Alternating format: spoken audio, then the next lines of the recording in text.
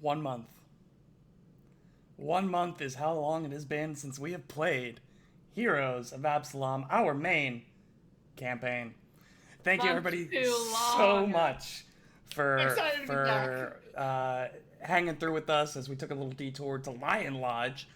If you haven't or didn't manage to see all of or any of our little adventure in Lion Lodge that Mr. Jack himself GM'd, it will be going up on our YouTube channel here soon, hopefully, if we ever figure out how YouTube works. We're excited about it. I'm excited about But we are excited to be back. It's been a crazy week for a lot of us. Crazy 2, 3 weeks even for a lot of us, as I believe everybody in this chat except Daniel was either moving or involved in the moving of others. Yeah. Oh, August. I So was traveling. Did that count? traveling definitely yeah, counts. that definitely Definitely counts. counts. There we go. You're moving your body. For So sure. yeah, it's been a little crazy on our end, and we're trying to get back into a regular kind of schedule here as we continue our trek through Absalom and finding out what the hell is happening here. Uh, for those of you counting, this is in fact the third background I've had while streaming this show. But we're having fun. We're having fun. Wow. Anyone do anything exciting over the past week? You had last week off. How was it?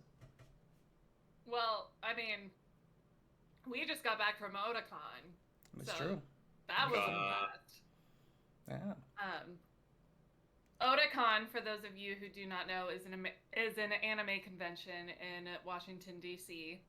and it was a blast. It was my first time going to that specific con, and I've missed cons a lot. And it was really nice to see so many people, everybody masked up. It was really great. It was actually like maybe the first time that I've seen every single person in a given space Wearing a masked. mask. Yeah. It was a little surreal, but awesome, but at the same time crazy. A lot of fun though. I wish I had gone to like more conventions and stuff like that pre-COVID, and when I could as a youngin, when I had time and money. Yeah. We went to Ben and I went to, what was it, Gen Con? Or was it PAX Unplugged? PAX Unplugged, PAX which Unplugged. I've seen that they're doing again in Philly. I think at the same Yeah. at the same convention center. I want to go back because it was so much fun. Much fun. PAX Unplugged is like a board game and tabletop role playing game. Oh, my jam! It's so good. It was so cool. Right up our alley for this show. Everything except our hotel experience was incredible. Oh my gosh. Yeah, speaking of hotels that you think you're gonna get murdered at, Yeah, that one in actually. Philly. That one in Philly was the most terrifying hotel I have I ever think been we in. stayed in the Dreaming Palace in Philadelphia. Pretty sure. From That the place- stories I've Terrifying. heard, that it sounds pretty correct. It was Oh yeah, it was the worst. horrifying. Our first sign should have been the fact that they charged by the hour and not the day. Always a bad sign. But it was the cheapest hotel within a reasonable driving distance. Go figure. Anyway, There's so we many are things. still It's a alive story to for talk a about different it. day. We are for a still different alive day. to talk about it, and that's what matters because we get to play some awesome role playing games set in the world of Galarian as we return to Heroes of Absalom, published by Paizo. It is that is our name for a modified version of Agents of Edgewatch. Just throw the plug out there since it's been a while. Agents of Edgewatch. That one, published by Paizo. Let's get into some recap. It's been a bit, so we're gonna do a little dive. Do it.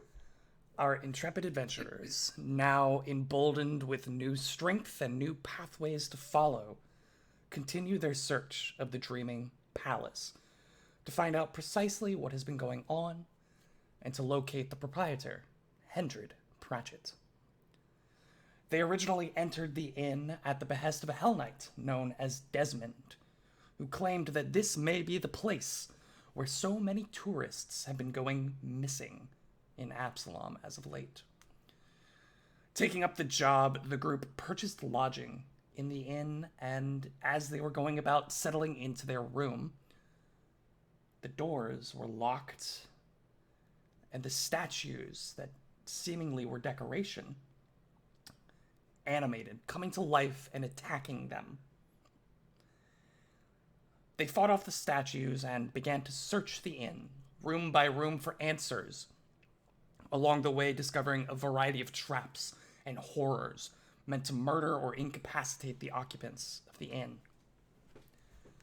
In their search, they came across Ralso, the inn attendant, in her room sobbing over a journal as two soul-bound dolls floated in the air around her. The group defeats Ralso and the dolls, tying the unconscious Ralso up to explore the attic space above Ralso's room. They begin to ascend the stairs, only to find at the top an attic whisperer, emanating strange sobbing wails in this radius around her, disparate voices echoing off the walls. And as they attempted to put it to rest, it in turn attempted to steal their voices to add to its discordant choir of sobbing. Eventually, they do manage to put the Whisperer to rest. And as the party pieces together the information they found there with what was in Ralso's journal, they realize that this attic Whisperer is the product of whatever fragments of Cora's soul, Cora being Ralso's deceased sister, and the evil energies and magic in this place coalescing and taking physical form to take up residence in the attic. After a rest, they push on to find a room with two chained and tortured individuals who initially try to ambush them, but are quickly talked down, their spirits and bodies entirely broken by Pratchett's torture. They discover that one of these captives is Kameniles the Wizard, master of Eunice, who, last we saw, was happily working second shift at the Green Grocer, stocking shelves and sweeping floors, after the group left him there, promising to find his master and get back to him. And might I add? We did. that- We found his master. So Might I reinforce the first happily? part I of the think- job done. Yeah, I think after job you done. all didn't want to do it, I was the only one who wanted to find this guy, and we found him. You all, Not for lack of not trying. if I remember correctly, the lady who owned the Green Grocer complained to all of you about the fact that the bugbear had broken through all of her stuff, and you all just told Kameniles to pick up a broom and get at it. And he took to it. He liked it. He found solace in the simple nature of the tasks given to You him. mean Eunice? Eunice. Eunice, excuse me. yeah. Yeah. Good, because Eunice was a brat. Uh, I'll say it. I'll say it. He was scared. He was after scared and after alone. literally all of you refused to deal with him in any meaningful way. Rubbed me the wrong way, man. I don't know. The- Something about it. The other captive that was held in that room, Lyra, was in slightly better shape than Kameniles, who Kameniles essentially became, after talking down, a husk of a man, almost catatonic. But Lyra had some strength left to give and to help you kind of understand what had happened to them, the games and the torture that Pratchett had put them through. But eventually you bring them back to the Osiriani suite, now safe, you hope, after you disabled the statues to rest, where you set them down to rest and recover. You continue on, now armed with the keys that you got from Ralso, presumably master keychain to the inn. And the next room that you enter is actually some sort of office space. And after rooting through the desk, checking out the walls, the various doors, you find a doctored ledger. You were able to tell that some of the pages had been almost surgically removed and replaced. As to what that might mean, the party is still yet unsure. However, you also find a corpse ward pendant, which is currently in the possession of Kashak. A pendant that allows you to go unnoticed by undead 3 times per day. Yeah. Furthermore, Bastro finds a false panel in one of the walls, which contained 2 metal canisters that apparently pipe some strange unknown substance into the other rooms of the inn. Now, upon this discovery, and in culmination with their other achievements in the Dreaming Palace so far, the group leveled up and is now level 4. Finally, we got there. As we return to the Dreaming Palace in just a moment. But before we do, Or we do, we're going to take a little detour in the Imagination Copter. Oh, Surprise. all right. And we're going to go from our current year in Galarian time of 4721 back in time to 4605, a little over 100 years ago in Galarian. And we start with a wide shot overlooking Absalom. And it looks largely the same despite being over a century earlier than our current game. Still the hustling, bustling center of the world city placed on the Isle of Kortos that we have come to know and become familiar with.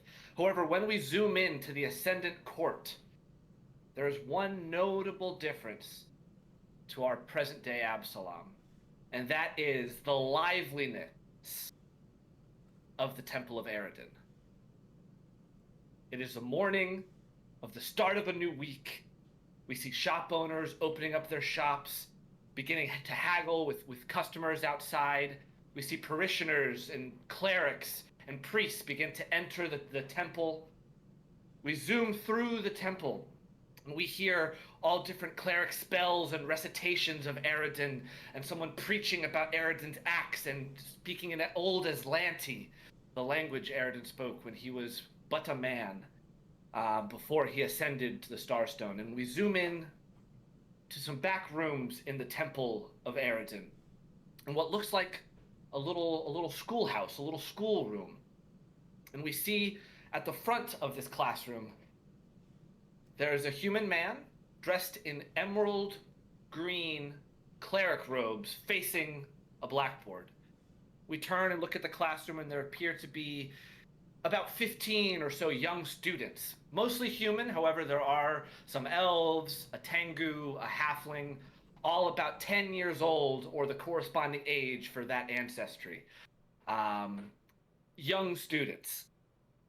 We turn back to the teacher, and the first thing that we see is on his left hand, there's a green ring that bears the eye of Eredin on it.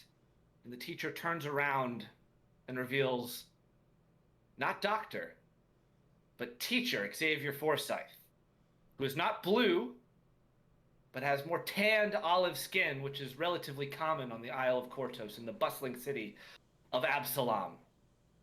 And he turns around and says, "Good morning, class," in a much more warm tone than we're used to hearing from the more brusque Dr. Xavier Forsyth. He says, "Good morning, class. We are going to continue our discussion and exploration of divination magic, which is so key to understanding who Eredin was and connecting to Eredin in our clerical studies. Prophecy is something that is so important and so connected to Eredin, and learning how to channel his divine magics into our own abilities. We've already spent a myriad of time practicing guidance, how to improve ourselves and others. And we started our study of Detect Magic. And I'm warning you now, at the end of the week, you'll have your benchmark quarterlies where we will test our abilities with Detect Magic as he unfurls a bunch of items onto his desk. It appears to be some rings and runestones. It says, I'll be asking each of you which one of these contains a magical element and which one is but a fake. And you hear groans from the class at the mention of benchmark quarterlies, whatever that means. As they all sort of groan, and a couple of the students are like flipping through some notebooks, like looking nervously at each other. And the teacher, Xavier, continues and says, "But before we continue our practice of Detect Magic, we're going to begin to learn about some new divination spells. Another cantrip known as Discern Direction. And you hear one student, that halfling in the back, groan and go, "Oh, teacher! Come on, Billy is already learning first level spells. He's learning heal already. Why do we have to learn more cantrips?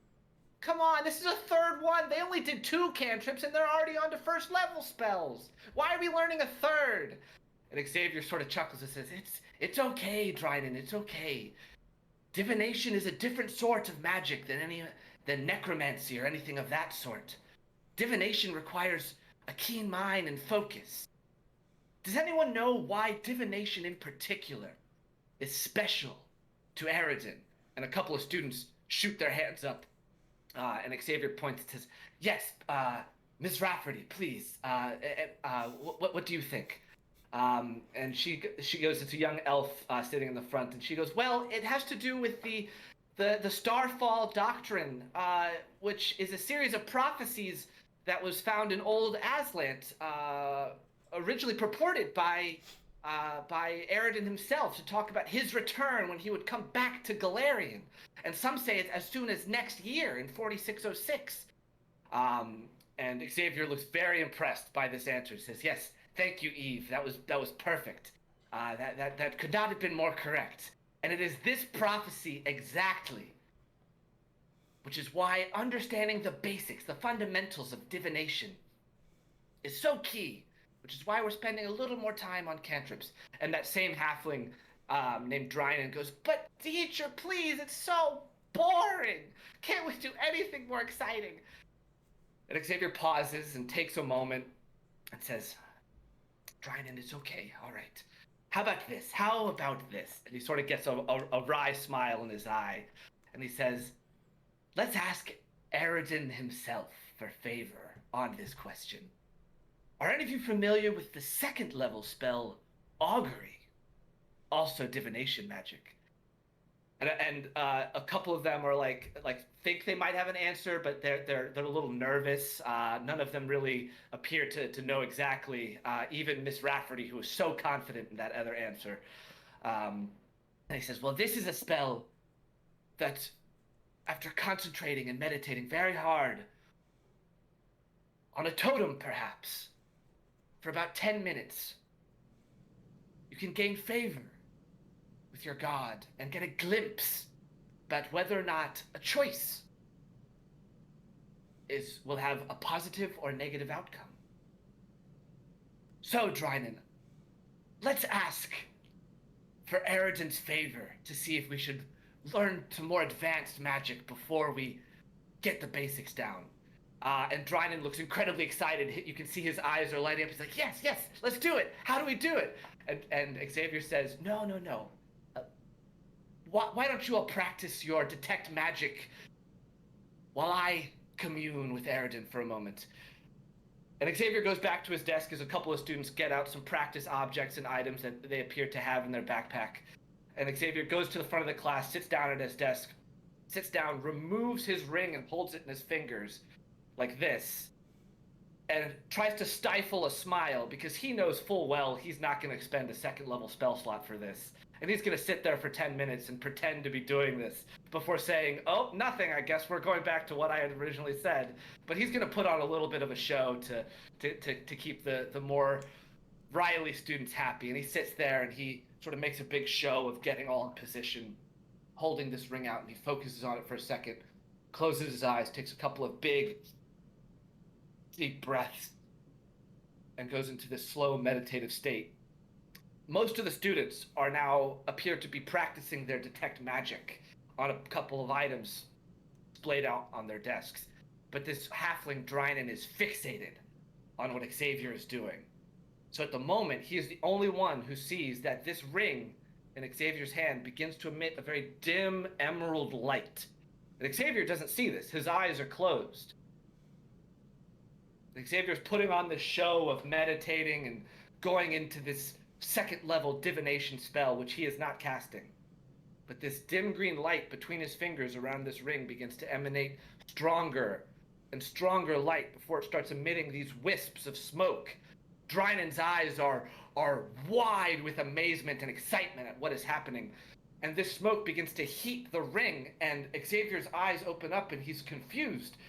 And he doesn't know what's happening as this green light gets brighter and brighter and brighter. And he looks at the class, and all of their eyes are now looking up at Xavier, the teacher. As this green light starts to transform into this dark, deep red, and these wisps of smoke billow larger and larger before they eventually transform into this fire that shoots up into the ceiling and ricochets off the ceiling like some sort of science experiment. What? And Xavier is frozen. He has no idea what he's doing. To his knowledge, he is not casting any sort of spell before he feels something go through his entire body, and for a second he recognizes that a higher level magic spell is being cast, higher than anything he has ever cast before in his life, as he feels this power coursing through him, and he starts getting tense, and all of his limbs start to go out, and the eyes roll back in his head before his spirit and mind is shunted to the astral plane. And we see him now floating in the astral plane, just a disembodied spirit. And there's this large looming figure over him, this dark figure shrouded in darkness with a long mask that looks like a plague doctor, looming over the doctor's spirit. Standing over him, its arms start to outstretch over him, and these tendrils emit from the fingers of this dark, shadowy figure. And these tendrils go into the arms and limbs and head of Dr. Forsyth, and this figure begins to puppet Xavier around and almost emits this shadowy laugh as Xavier has no idea what's going on before this figure just hurls Xavier Forsyth through the astral plane. And he flies through the astral plane, and in the distance, towards where he is going, he sees storms on the horizon, coalescing off in the distance on the astral plane, and his spirit is just floating without any known direction. The very spell he was trying to teach his students that day. And this storm is getting bigger and bigger, and he sees it's looming over Absalom. He sees a figure of Absalom on the astral plane that this storm is approaching. And he sees the very temple of Absalom, or the temple of Eridan, that he thinks he's inside of right now. And this storm begins to surround the temple of Absalom and almost begin to crush it. As this storm grows and grows and grows and covers all of Absalom in this darkness, before the last thing that we see before this storm takes over everything is the eye of Eridan on the temple of Absalom close. And then the doctor wakes up back in the classroom, and he is terrified, and all of the students most of the students are terrified as well, except for Drynen, that halfling in the background who's a little more wily. He is so excited and just goes, "That was awesome!" Before Xavier goes, "Someone please get Fearin," and passes out. And we return over 100 years later, back to 4721. Wow. Present day Absalom. Isn't it 4720? What? Give or take. 4720. We go to the future now? Oh my god, what's gonna Oh happen? my god. What's gonna happen there? And we come back to maybe this wistful face of Dr. Forsyth as the group around him is discussing what they want to do next. He seems to kind I of shake. think the doctor, for some reason, is like fiddling with the ring on his left hand as we start the session. Also, you're a point? I'll give it to you. Yes! Yeah. Ben, round of applause for Ben. That was amazing. Shameless. That was wonderful. So, I will Yes. shamelessly ask for hero points any chance I can. Yes. Any day. yeah, Yeah. naturally, you will need them. Yeah. You will need them. We return back to the office, if you all want to refer to Roll20. Yeah. We return back to the office where you found the ledger, the corpse ward pendant, and the false panel in the wall. Now, you all had discussed prior to us leveling up and ending the last session. You begin to discuss whether you wanted to continue on this floor, checking out the various rooms, or go to the next. And I do want to have that discussion. But prior to that discussion, Kashak, what does 4th level look like for you? Oh man. So Kashak has some pretty cool stuff coming at 4th level. He's getting a little more accurate with his archery. He's getting a little more accurate and a little bit more talented in general. So I took a feat called Hunter's Aim, which if I spend 2 actions, I can get a +2 bonus on my attack roll with my bow on the strike that I make, and I ignore concealed conditions, which I think already I do with Hunted Prey. So like, whatever, but it is what it is. Even more so. With my free dedication, which I recommend every 2nd edition game play with because it's really fun and only slightly overpowers characters. I took a fighter feat known as Point Blank Shot, which should be familiar to anybody who plays 1st edition, but it's a little bit different. It's a stance that he can like get in with his first action of a turn, and that gives me a +2 bonus to damage rolls. Okay. So his turns are going to look a little more crunchy, a little more like setting up and taking time and doing things. Once he gets on the wall, he's climbing. He's got to like reposition his shoulders a little bit more. But he's going to be a little more successful. I think a little more talented.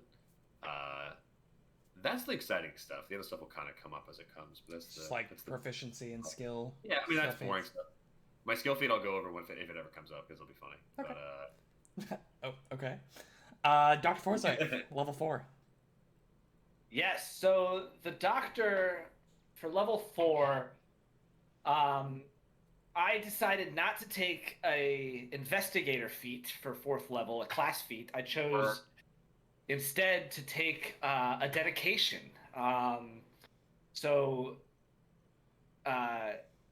He has been dabbling in the alchemical sciences since we no longer have our alchemist friend in Shark. So he took the alchemist dedication to continue his sort of foray into the alchemical world.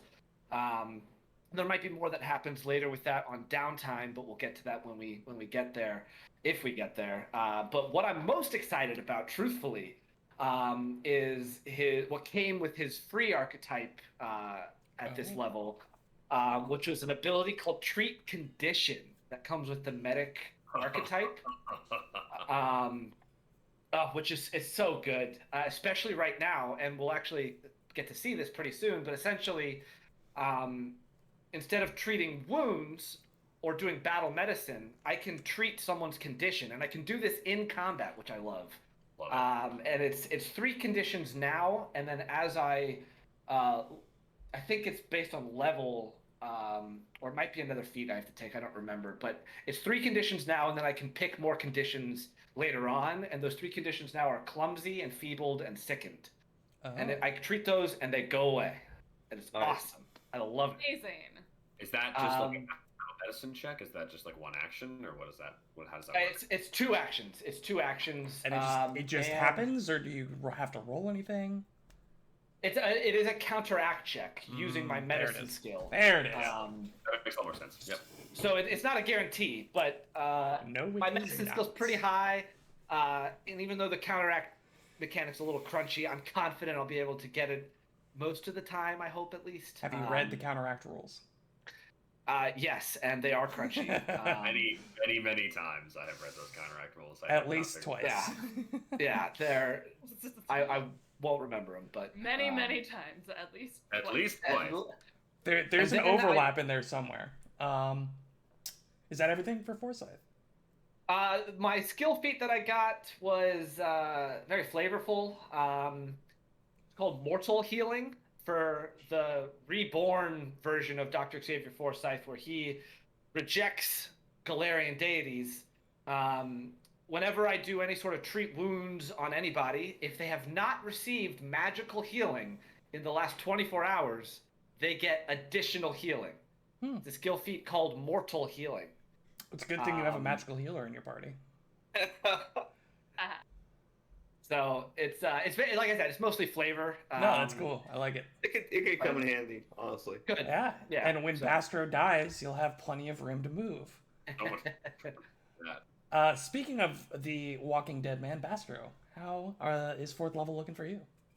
4th level is looking pretty crazy. A lot of magical stuff that actually won't go into effect until after a long rest. So a few spells, maybe a new hex. We'll have to see later on. Oh, But hexes. Feeling about New hexes. new Super feeling hexes. saucy. Now, is it a Yeah. hex But- cantrip? Yeah, no, it's not. It's a hex Oh. spell. I don't get a lot of hex cantrips. Is it of a level that you already have spell slots for? What do you mean? What level spell is it? Or is it Oh, a the, focus spell? It's a focus spell, so it's always leveled up to my it's always- whatever spell I can. Well, whatever spell level I can since cast it's a right now. focus spell, you can cast it if you have focus points. Because you have focus points. Yeah. And you like Right. know the spell. Yeah. Like inherently. So that one you You can have it- use you without have a it long before rest. Oh, really? Yeah. So focus spells are different from normal. Yes, because it's Yeah. not like Oh. you. Yeah, it's a Okay. little weird, but like if you had just gotten, for instance, 3rd level spells, which I think you will at the next level, you would have like no 3rd level spell slots, but access to 3rd level spells before you rest. So So at 4th level, I get an extra spell slot for 2nd level spells. Right, so you Do don't I have have that it? spell slot. Got you. Okay, good. That's what I thought. It's as if you had already used it. But But with the but focus spell- spells, all you have to okay. do is refocus, and then you'll have it. Perfect. Okay, yeah. All right. Well, then we'll see that focus spell. We a might, little we might bit see what sooner happens. We might Than, a see what little bit sooner happens. than we thought. But I will talk about the skill feat I took, which Please do. is Please do. Streetwise. It lets me gather information using my society, which is like my highest skill right now. Oh, nice. Instead of having to Society? use diplomacy. Yeah. Society. Okay, yeah, I did. And We live in a society, in fact. we we live we in a live in a society. society. And our characters the- live in a different one. So. they do. They do. For the free archetype, I took I took the linguist archetype, and at level 4 I get multilingual cipher. So I get a +1 to decipher writing, and I can also, if I encode a message, it takes a creature. It like heightens the DC of the creature who's trying to decode it. Yeah. Interesting. Yep. So So cool. a lot of cool, Wow. a lot of cool magical stuff, and a lot of society stuff. And Thank you. last but certainly not least, Miss Twinkletoes. But smallest for sure. Definitely Um, smallest. so We there, kind of there's went at night for there, right? We A kind of little like went. A little bit. like, Bastro's 6 feet tall. Also, like I believe That's true. He is. I believe Dr. Forsyth and Bastro are like the same height. I think we are. I think we're the same height. Yeah, Yeah. but Yeah. it's like this little step where it's like Kashak, and then Kashak. Bastro, Forsyth, and then Twinkletoes. a cliff. Yeah. Yeah, it's weird. Me and the Doctor used to be like the tallest characters, and then Kashak just comes through lumbering along. Gigantic lizard comes. You, through. yeah, you trade 2 goblins for a lizard man. You stack them on top of each other. Twinkletoes. So I'm an expert in acrobatics now. Are you? That's a thing. That's scary. Yeah. And I have a couple new feats. I have for my class feat, I took Tumble Behind. So my tumbling catches my foe off guard when I tumble through successfully. The foe I tumble through is flat-footed against the next attack you make before the end of your turn. Oh my god, so So- that's like they're always going to be flat-footed against you. Oh my Well, god. if I For tumble one through attack. them, yeah. For the It'll for the next succeed. attack, Yeah, That's that's really awesome. good. That's awesome. So Yeah. good. Yeah. Um, That's awesome. I also took. And she gets panache from tumbling through. Mhm. It's all coming together. Just like stacking up. That's the goal, yeah.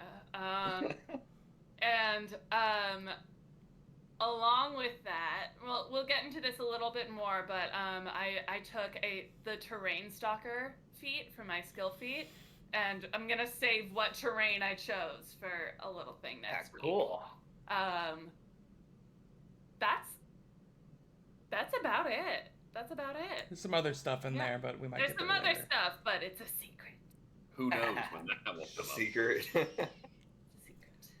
Now that we are all familiar with the new things that we can do, or at least some of the new things we can do, we come back in on you all as you're divvying up some loose change from the drawer.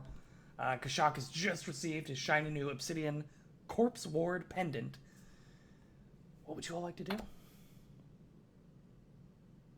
think the first thing is the doctor suddenly remembers something very important about his time in medical school and is going to attempt to treat condition on himself, and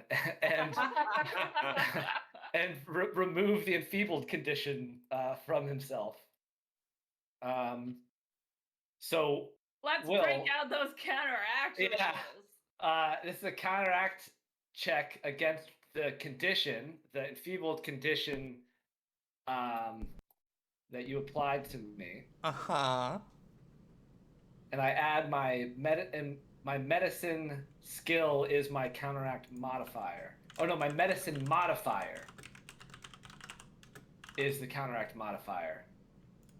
So am I rolling Does that or are just you mean the rolling? He's rolling. Total bonus. Ben is rolling. Yeah. It's an affliction, right? Was there a save against it originally? There was. So then that's the DC. Yeah.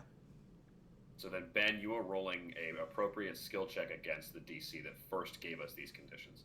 Yeah. All So right. which one are you going against? The enfeebled? Enfeebled. Oh my god. I'm using the extra hero point I got because literally my first roll after being a month gone from this game was a natural one. You haven't done this thing in like 100 years. You literally, like, in this In fact, body, maybe have never you done never what you're even doing. did this thing. Maybe Yeah. you just saw a friend do this thing and like are trying to replicate it. Oh. I saw this guy attach a leg once. I'll figure it out. There was just a I scrap had of a- paper with like 2-step instructions in the new healer's kit that he got. Yeah. The advanced healers tools or whatever they were They called. expected Yeah. you to know. What? All right. Step So one, I'm open for- expending one of those 2 hero points to reroll the freaking natural one. I'll take Great it. start. I'll take it. Oh my god, a natural 5. What's the total? 17. Yeah, no. Well, you are unfortunately enfeebled. All right. I think he's gonna go over and after failing on himself, he'll walk over to Kashak and say, "Kashak, I know you just saw me fail miserably at doing this on myself. May I try it on you?" Dr. Forsyth, I trust you with my entire life. I think that you are the most talented person I've ever met in my life, and I'm glad you're the de facto leader of this group. I'm standing right here. I'm sorry. I don't know. Shock just says the same thing to He to just hangs his head in shame. He's like, I apologize. I'm You're the sorry. most talented person I Okay. know, and I'm glad you're the de facto leader of this group. Just want to keep repeating that to everyone. Bastard's just fire like, sir. well, where's mine? That was a 23 that time. So your final answer? Is that a 23. six- Are you sure you don't want to hero point it? I'm positive that was an 11, so above average roll. Is there a cooldown to this thing? person? No. Does it say it Let works me as reread it treat just to wounds? make sure.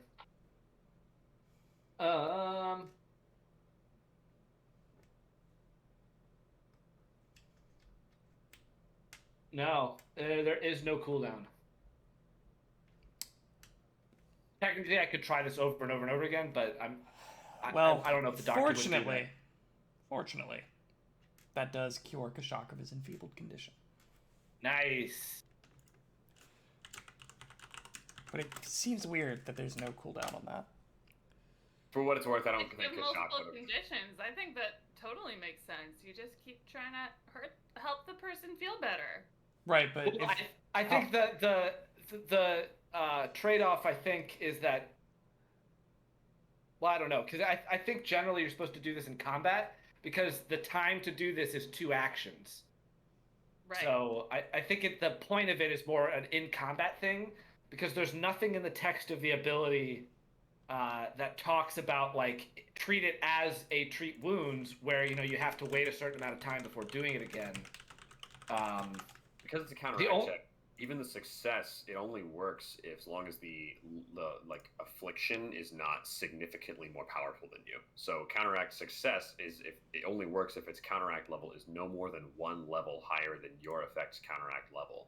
How the counteract level is determined is a little crunchy, but like if this were like an 8, like a creature 8, we probably wouldn't be able to fix this, or like a creature 9 or 10, or if the spell was like really high level or something like that. So it's not going to work every time. Like it's not like he just gets to do this on anything that might affect us. It does depend on like how well he rolls, how powerful the thing was that affected us. So we'll see. Okay, well, here's something that unfortunately may just undo everything I just did. The last sentence of the ability is treating a condition that is continually applied under certain circumstances. For example, the enfeebled condition on a good character who is carrying an unholy weapon, that has no effect as long as that circumstance continues. Yeah, so if there was that's not if there was this a case. circumstance, okay, That is not okay. this case. Yeah, I'm looking at it here. That is not the case here. Let's see. I think it works. I mean, assuming 23 passed the check, but Do it. Assume I'm not enfeebled, but I am still fatigued. I don't think Kashak would even let you do it more than once. I think it's like probably an invasive process. You know what I mean? It's probably like a slightly it's worse surgery than the last one he goes through, and he's just like, all right, well, I do trust you, but I don't like feeling this off kilter. I don't like feeling all out of sorts when I'm trying to shoot my bow and everything like that. So I appreciate the help, but thanks for everything. And he'll kind of like shuffle away from the doctor, like step away. is there anything you're still looking up? Yeah, it Are we just good? seems really weird to me that you can just sit there for 5 minutes and eventually get there. You know. But Dude, yeah. welcome to the medic archetype. I'm convinced is like the most broken archetype. It's so good. Wonder if there's like a FAQ or something, but we'll figure that out later. You managed to get the enfeebled off of Kashak. What's everyone else doing? Going through the ledger. Yeah, so you already rolled the perception check. You've gotten everything that you can from the ledger, as of right now, unless you have like a lore accounting or some other more specific skill that might be applicable. Right now, all Twinkletoes got, and you did roll really well, was that this has been very, very doctored. Like, stuff was written in here, surgically taken out, and then replaced with other sheets. Again, very carefully, very well done, but like there are lots of these pages that you were noticing that were not originally in the notebook. Have we tried doing like a decipher writing check to see if there's maybe a coded message or something? You have not. Oh, I haven't. Do you want to? smart. I'll try it, yeah, just because that's a society check, I believe, and I think I'm the best. Yeah, the that's like highest. Basswood's jam, right? Yeah, now it is after the new feat. But yeah, okay, I'll go ahead and try that. Oh boy, 18. 18. Yeah, that is a success. Yeah. It will tell you, unfortunately, not much, other than if there was something that was either encoded or with double meaning, it was probably on the pages that were taken out. Oh, okay. So everything that is here is like very strictly like on this day we got 12 barrels of ale, paid this much for it, you know, stuff like that. It is, but again, it's really weird that if this is the journal, what it's like, why are these pages replaced? Doesn't make sense. Not a metagame question, but more of like a from last session and from our exploration. Do we feel as though we've kind of done everything in this room? Is there like, I mean, I think we looked through the desk. I think we looked through the shelves. Was there any major part we didn't even roll any checks on, or do we kind of get the sense we've done everything? Are you asking me or the group? Kind of everyone. Is there anything else anyone in besides Kashak would like to do in this room before I answer that question? I'm good. Yeah. So you feel like you've gotten a pretty good handle. There's not much in this room. You've already been through the desk. You've been through both of the shelves, these like side tables almost on either side. Again, rolled pretty well when you guys were exploring this area. You found No, like loose floorboards or anything. no loose floorboards. No, you Oh, already. we rolled general perceptions on the room, I think. So. Yeah, and that Bastard did a really good job with that. He's the one who found the secret panel in the wall. That's what. And then Twinkle Toes like scoured the desk and got everything out of the desk. So yeah, you guys have a pretty solid feeling that if this was a like office workspace, which it very well appears to be, it's probably not like trapped because why? It looks like there is some kind of canisters. yeah. Well, there's some kind of mechanism, but it doesn't pipe into this room. It pipes into other rooms. Right. So Sick. you feel like everything, like this is strictly a business office, apparently, because there was loose change and the ledger. If there's other information about what's going on, it's probably not here. Can Kashak just like lean his head into this room and like try to smell down the stairs? Just like what kind of scent is coming out of the room or out of the stairs or anything like that? If you want a new perception check. Yeah, go ahead and roll perception. You're not going down, you're just trying to smell down. No, just in the doorway, and it's only a 13. 13? It smells like dust and wood. Maybe a little damp mold. That's about it. I think we should try to secure our exits here and make sure all the rooms on this level are taken care of before we go anywhere else. I know we're all probably itching to find Hendrik Pratchett and everything, but leaving our behinds unsecured isn't my favorite activity. Yeah, so there are 3 doors on this level that you have not yet explored. Right. There's one at the bottom right. There as is well we the haven't gone 2. through. Oh shoot. Yeah. The 2 here, directly adjacent to where you're at now. And then all the way down here at the bottom right that you guys just decided not to go with. Yeah, we Forgot about that. We went into the other one we heard noises from, and that's where we found Lerma and Menelise and Lyra, yeah. Lyra, we yeah. didn't deal with that at that point. Yeah. This room in here, you guys found them and you were like, all right, we got to figure out what to do with these guys.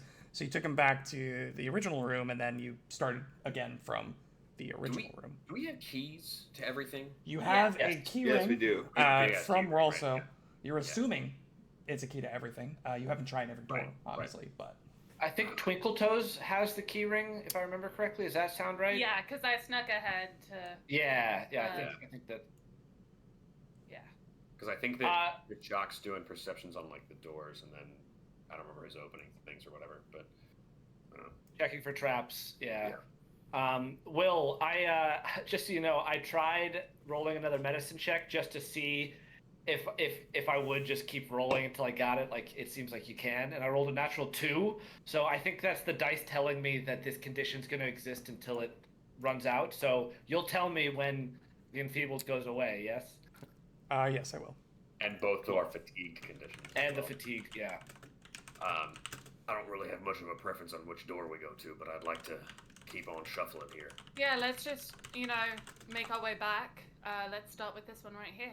Yeah. Yes, I closest agree one. with the idea to cover our backs before Do we we go want? forward. Do we want to disengage those canisters that Bastro found so that they don't leak gas into either of these rooms?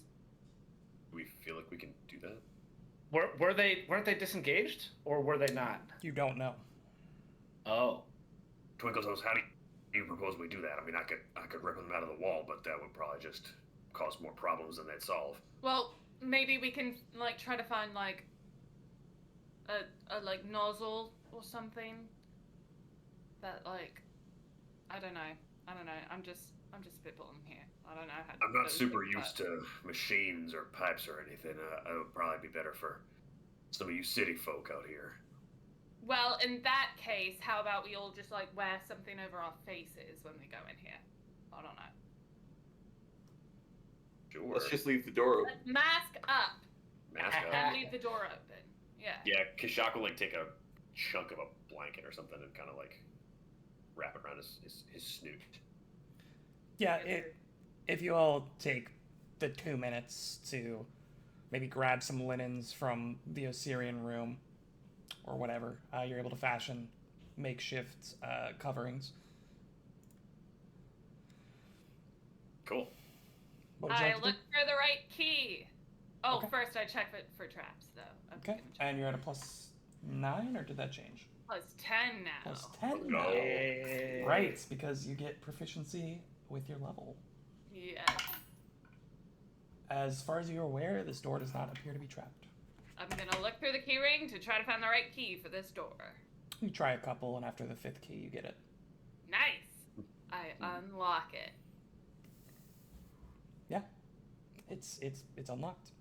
I think it goes without saying we all have weapons drawn, right? It does not because it requires an action, but you can't say that now. So yeah, I mean, I can't imagine a world where Kashak can have his bow out. Short swords out. Yeah. All right. Astro's Yeah. hands are out. That's just got their hands. Once Got his I hands. have the lock, Bassler was I never say, unarmed. Weapons out. Let's go. And I open the door of my rapier. It's drawn. Open the door, rapier, fists, sword cane? Short What do you- sword. Swordkin's been gone for like a year. Yeah, I was gonna say, what is Forsyth using It was nowadays? just so good before. It was really good. It was a silver short sword. Silver short sword and bow, and this is the formation you're going with. Oh, it's silver, nice. Yeah, Yeah. this Yeah, we found it off of something we fought. I don't remember what it was, but yeah, silver short sword. Okay. give me the room. I want that room. Oh. Stairs. Uh, Vent? no, that is like a bed that you can just kind of see the edge of. Oh, okay. Okay. Two beds right in the middle here. Interesting. So, you open the door to see a darkened bedroom, decorated to resemble a natural cavern. What? It has gray stone walls that appear to be made of plaster and a simple stone ledge supporting the mattresses. A single unlit gas lamp protrudes from the wall over a built-in stone chest of drawers. Excuse me, it wasn't a bed, it's a chest of drawers made out of stone in that little alcove on the eastern side. That gas lamp, it doesn't happen to be right in front of where those gas canisters were in that secret wall panel. I almost asked for knowledge dungeoneering. That's not a thing.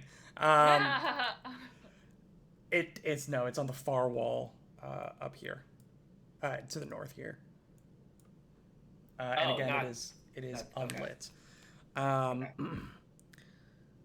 Unlit gas lamp over the wall, built-in stone chest of drawers in the alcove to the east, and gem-colored pieces of glass are kind of imprinted into the plaster. That as you open the door, this like sparkly quality as the light enters from the hallway, it just kind of begins to sparkle and cast refracted colors and lights throughout the room, almost resembling a cave of gems that you might find. Let me see here. Go ahead, and anyone who wants to, roll me a society or anything that might relate to geography. Society. Nature. Oh, You can try a nature. It's gonna be a little harder. Got a dirty 20. Dirty 20, Bastro, 27. and Forsyth. 32. 32. Out of here. Dr. Forsyth, you feel like you could name, and Will cannot, but Dr. Forsyth can, the exact painting of a cave in the Five Kings Mountains that this room is based off of. Of this, like, beautiful Alright, cool. gem, like, cavern, this opalescent gemstone cavern. That's like a tourist site in the Five Kings Mountains, hundreds of miles to the north in Andoran. That's very cool. But this place looks almost cater-built for dwarves, you might suspect. I love that this place like, has a weird like Epcot feel where Yeah. nothing Yeah, is like it is. It's Epcot. very like cheap and kind of like a tourist attraction and tourist trappy version of these places that are real. Yeah. Like they don't actually feel like you're in those locations. It's so cool. Yeah, I'm gonna reveal the rest of that little alcove there. You have this stone chest of drawers, these two beds that are like propped up on just like slabs of rock. Then you've got the lamp to the far north here, again unlit, and then it's just like a plaster stone kind of thing going on around the room. Do we feel the need to go in and investigate that set of drawers over there, or should we just keep moving since there's no people? I think that, yeah, I agree. If there's no one to save immediately, it might be more pressing to go to other locations. Thoughts? Alright. Anybody else? Yeah. Anybody want to go in? No, let's just keep moving. I agree. I mean, dwarven treasures are immaculate and well respected, but I think there's time for certain things like that. Check for traps.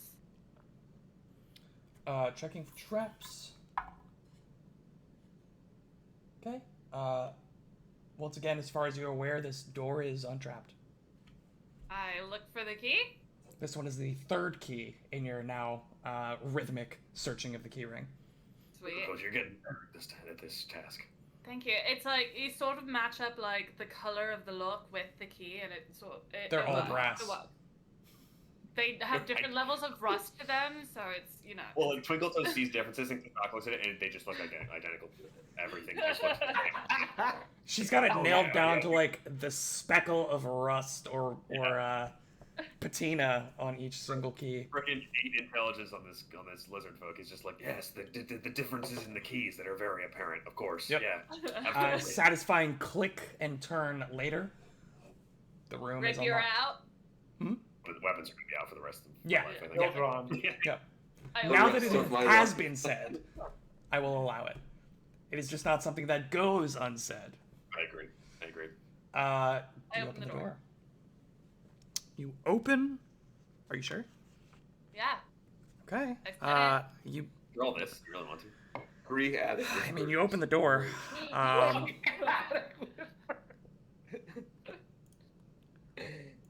We're having a tea party. Will you join us? You open the door to find that this room is covered in a soft white carpet. A fluffy white duvet tops a bed against the southern wall that looks almost like whipped cream on a pie. And the walls and ceilings are painted a sky blue with murals of clouds and long bramble stretching from the floor up to a flying castle on the opposite wall. A large bank of built-in drawers and cabinets line the western wall, including an elaborate silver-framed mirror that hangs in the southwestern corner. What would you all like to do? No people in here either. As far as you Keep can tell. moving. Can Kashak roll like a general perception on the room? Just see if there's anything really of interest or anything seem off. Absolutely, go ahead and roll. Can I That do is the a- same? Anyone who wants to? Sure. That is a natural 20 for a 30. Nice. Natural 20 for a 30. Better than my dirty 20. So. Okay. The outside of anything that might be in the drawers themselves, doesn't seem to be anything of interest in this room. It looks like it's been, like, cleaned and made recently. You would say within the last 24 hours, since you, like, killed the perception check. Yeah, No it obvious traps or anything. doesn't appear to be any. Yeah, again, outside of anything that might be physically in the drawers that are closed, Right. you don't see anything. Ooh, I did get X-ray vision at 4th level. That sounds like it might have been important, but Right. Unfortunately, your X-ray vision, and it's right here in the book. It only goes through clear glass. Oh, So damn it! Classic Wait- X-ray vision. Waste from a skill feat. there's a skill feat at 14th level for frosted glass. So you got that to Okay. look forward to. All right, good. Oh my You can see through God. frosted glasses though, or regular clear glass. 14 skill feat 14. Be honest, that sounds like a skill feat, though. That sounds like exactly how useless a skill feat. No, if it was actually a skill feat, it'd be It's 16th called level. Invasion of privacy. Invasion of privacy. Twinkletoes, I think that I agree. We should just continue pressing on for any more hostages or find Hendred or something. I'm getting a little nervous that nobody else is here and there's all these empty rooms. Let's keep moving. Yeah, we just have one more room on this floor, so if that one's empty too, then we can do a more thorough search on these other 2 rooms. Okay. As a player, I wonder if it's even worth it, but we should for sure. Are you guys going We you're should. going all the way across and down. You're not going to be able to Yeah. get through going south like that. There is a wall. Oh, is this not a door? This is not a door. This right is not a here, door. Oh, that's not a door. That's the reason you didn't get into this room in the first place. Was Yeah, because you okay. guys Oh, originally went that's south right. here and you ran into this Around. wall. Yeah. That's right. Um, That's right. It's like it should be like a big U or a big circle, but it's actually like a Yeah. Yeah, not So that they terrain. can chase someone into a dead end. absolutely. I think that's correct. Not entirely correct. Yeah, not to rain on your parade there, however. Let's see here. Okay. Don't tell me not I'm just to gonna go think. ahead and tell me what you want. I check for traps. Tell them what you really want. What you really want. Thank you, Dan. Thank you. So in the rare instance that I ever do this, you rolled a natural 20 on your perception check. So you search for traps. And as far as you're aware, this door is not trapped. Nice. I think this. No, I'm kidding. I flip through my keys to find the right DC one. 60, let's go. Yikes. Yeah, Put you- an axe through your eye. You unlock it after a few Open the door moments. with no weapons drawn. Open the door with the weapons drawn. Okay. You see this. Oh dear. Oh, A little different this time, as you see. Oh dear. Upon opening this door, this massive waft of stale, reeking air just waves past you, smelling of blood. There's several buckets that are lying throughout, either upright or tipped over. There's just like flies swarming around these buckets as you see some of the tipped over ones. This just congealing mass of blood that had spilled out of them. You see thick, stained carpets cover most of the floor. It is the carpet itself, just blood stained, soaked. It looks almost like parts of it are like maybe the tips of the carpet. There have been like parts that have like almost formed like pieces that stick up that are like hard congealed pieces, but it looks like the underlying carpet like at the ground level is still slightly just soaked, like permanently damp with blood. Ah. Is it? Can I get a sense of how fresh it is? Yeah, could the doctor do a Kashak can medicine roll check? his extensive medicine knowledge. Could I roll survival? I'll allow it. It's gonna be harder because this isn't quite a natural environment, but Like tracking prey than Yeah. that. But it's an 18 survival. 18. Anyone who wants to roll a medicine, or I'll take a perception as well. Perception is gonna be the hardest of the three. Mhm. Ooh, I rolled a natty 18 though for a 30. 30. I You When would it's rolled- say perception. there are spots on this carpet that are reasonably fresh. You would say within the last like 12 hours. Fresh. But there are no people in here. Well, it's funny that you should mention that, Oh Christ. no. because as you're kind of just taking in Here, right? the sights from around the corner, you just hear this yelling babble. And from around the corner comes a little gnome wearing a bright red, soaking wet hat. And I'm Oh, going to no. need Oh, everybody no. to go Oh, no. ahead and roll Oh, this me is awful. an initiative check. This is Uh, very bad. And then this is not related, Dr. but- Forsyth, I will allow medicine. Kashak, I will allow survival. And I opt into perception because it's higher. No, Are you taking were focus doing survival as Um, this happens. just for map location, like I feel like we'd be up at the blood. Is this a fair point? I don't think we could do it. If you want to impose that upon yourself, I will absolutely say yes. I also feel like Dr. Forsyth should do that. Yeah, the doctor would be. He would definitely be in the At room. least. Yeah. Nice. Okay. So, Twinkle Toes was also looking, so. Oh boy. I don't even know exactly what creature this is. Oh yeah, anyone who's played Pathfinder First Edition It's knows a exactly. red cap. Sounds like It's in it. holding. It's in holding. We'll see eventually. It sucks. Uh-oh. Sucks so bad.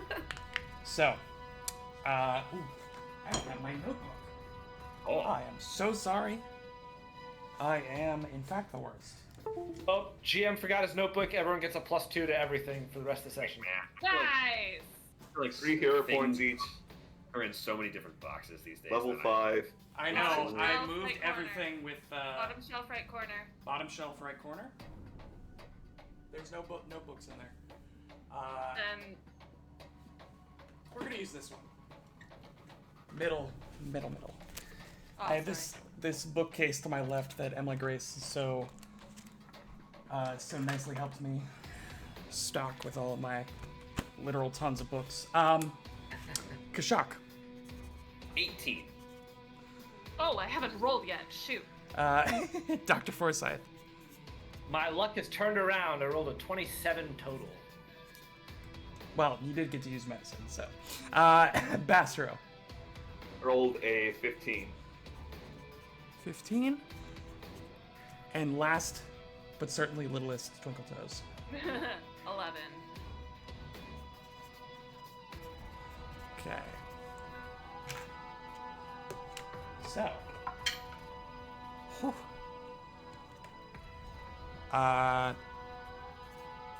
Dr. Forsyth actually gets to go first. Dr. Forsyth, again, you hear this screaming as this small creature comes tearing around the corner at you as you walk up into the room. It's got Did you this. say it's a gnome or It looks like a gnome. it looks like a gnome? Looks like a gnome. Right. And from under the bed, it grabs out this massive, almost comically large scythe. Oh I hate no. these things so much. They're These so things are the fun. worst. So fun as a GM, but they're so awful as players. It's the worst. Dr. Forsyth, what would you like to do as this creature with. You see its hat is just like soaking blood red, and little rivulets have started to just creep down its face. Oh, this is so bad. The first thing the doctor's gonna do Slam the door. is battle medicine himself, because he is still at half HP. I'm gonna do DC 20. Will. Okay. Oh, I got it, but I didn't beat it by 10, so just a normal success. So I get lots of healing. Now, since we have not long rested yet, can we heal past our previous maximum hit points? You can heal up to your maximum. Your current maximum. Cool. Oh, Maximum thank you usually- for saying that, actually. Because I think I just did. I'll deal with that in a second. For my second and third action, the doctor will move to here and raise his buckler. That's his 3 actions. Is now this creature's turn. Helps you. I have about 56 max hit points right now. If that helps you figure out what your new maximum is, but I don't know if you're doing that. Oh no, I got the max. I just didn't want to do the math of all the healing I just got yet. So I'm doing that right now. Yeah. Dr. Forsyth, are you wearing your ring? Yeah. Oh yeah. He's always wearing it. Yeah. That's an odd question to ask when we're fighting a red cap. That's why he's asking. It's awesome. It's so good. Okay. But yeah, he's always wearing the ring. It's good. It's good. Okay. So this creature is going to step up to Dr. Okay. Forsyth. I'm gonna try to cut off your finger. It's gonna try to Right? it's gonna try to cut off your head. First of all. Oh, I shouldn't have stepped up. Yeah, this thing is brutal. It's gonna swing out with its scythe. Nice. 29 to hit. My team. I said 29. 29 to hit. Oh, that hits. Whoa. That is going to be for 14 points of slashing damage. Okay. It's then going to try to kick you. And you see on its boots, the toes are lined with just these jagged metal spikes. I love these creatures so Woo! much. They're so stupid. That is a... Jack, I need you to be less happy about this. I'm so happy. I love them. This is my favorite combat style. I love these creatures. 27, which I think is going to hit you as well. Yeah, absolutely. Okay. So... That's a second attack. 27. Yeah, it's got- 27. It's got things. Don't worry about the things it's got. So like the shoes, like. Yeah, don't count. I appreciate where you're coming from. Don't try to apply character rules to creatures because creatures cheat the action economy so hard. All the time. They cheat the action economy so hard.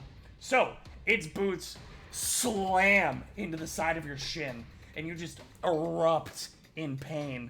It like pulls out. And you notice that some of the like spikes are like hooked on its boots. It's like almost like fish hooks ripping out of your shin. You take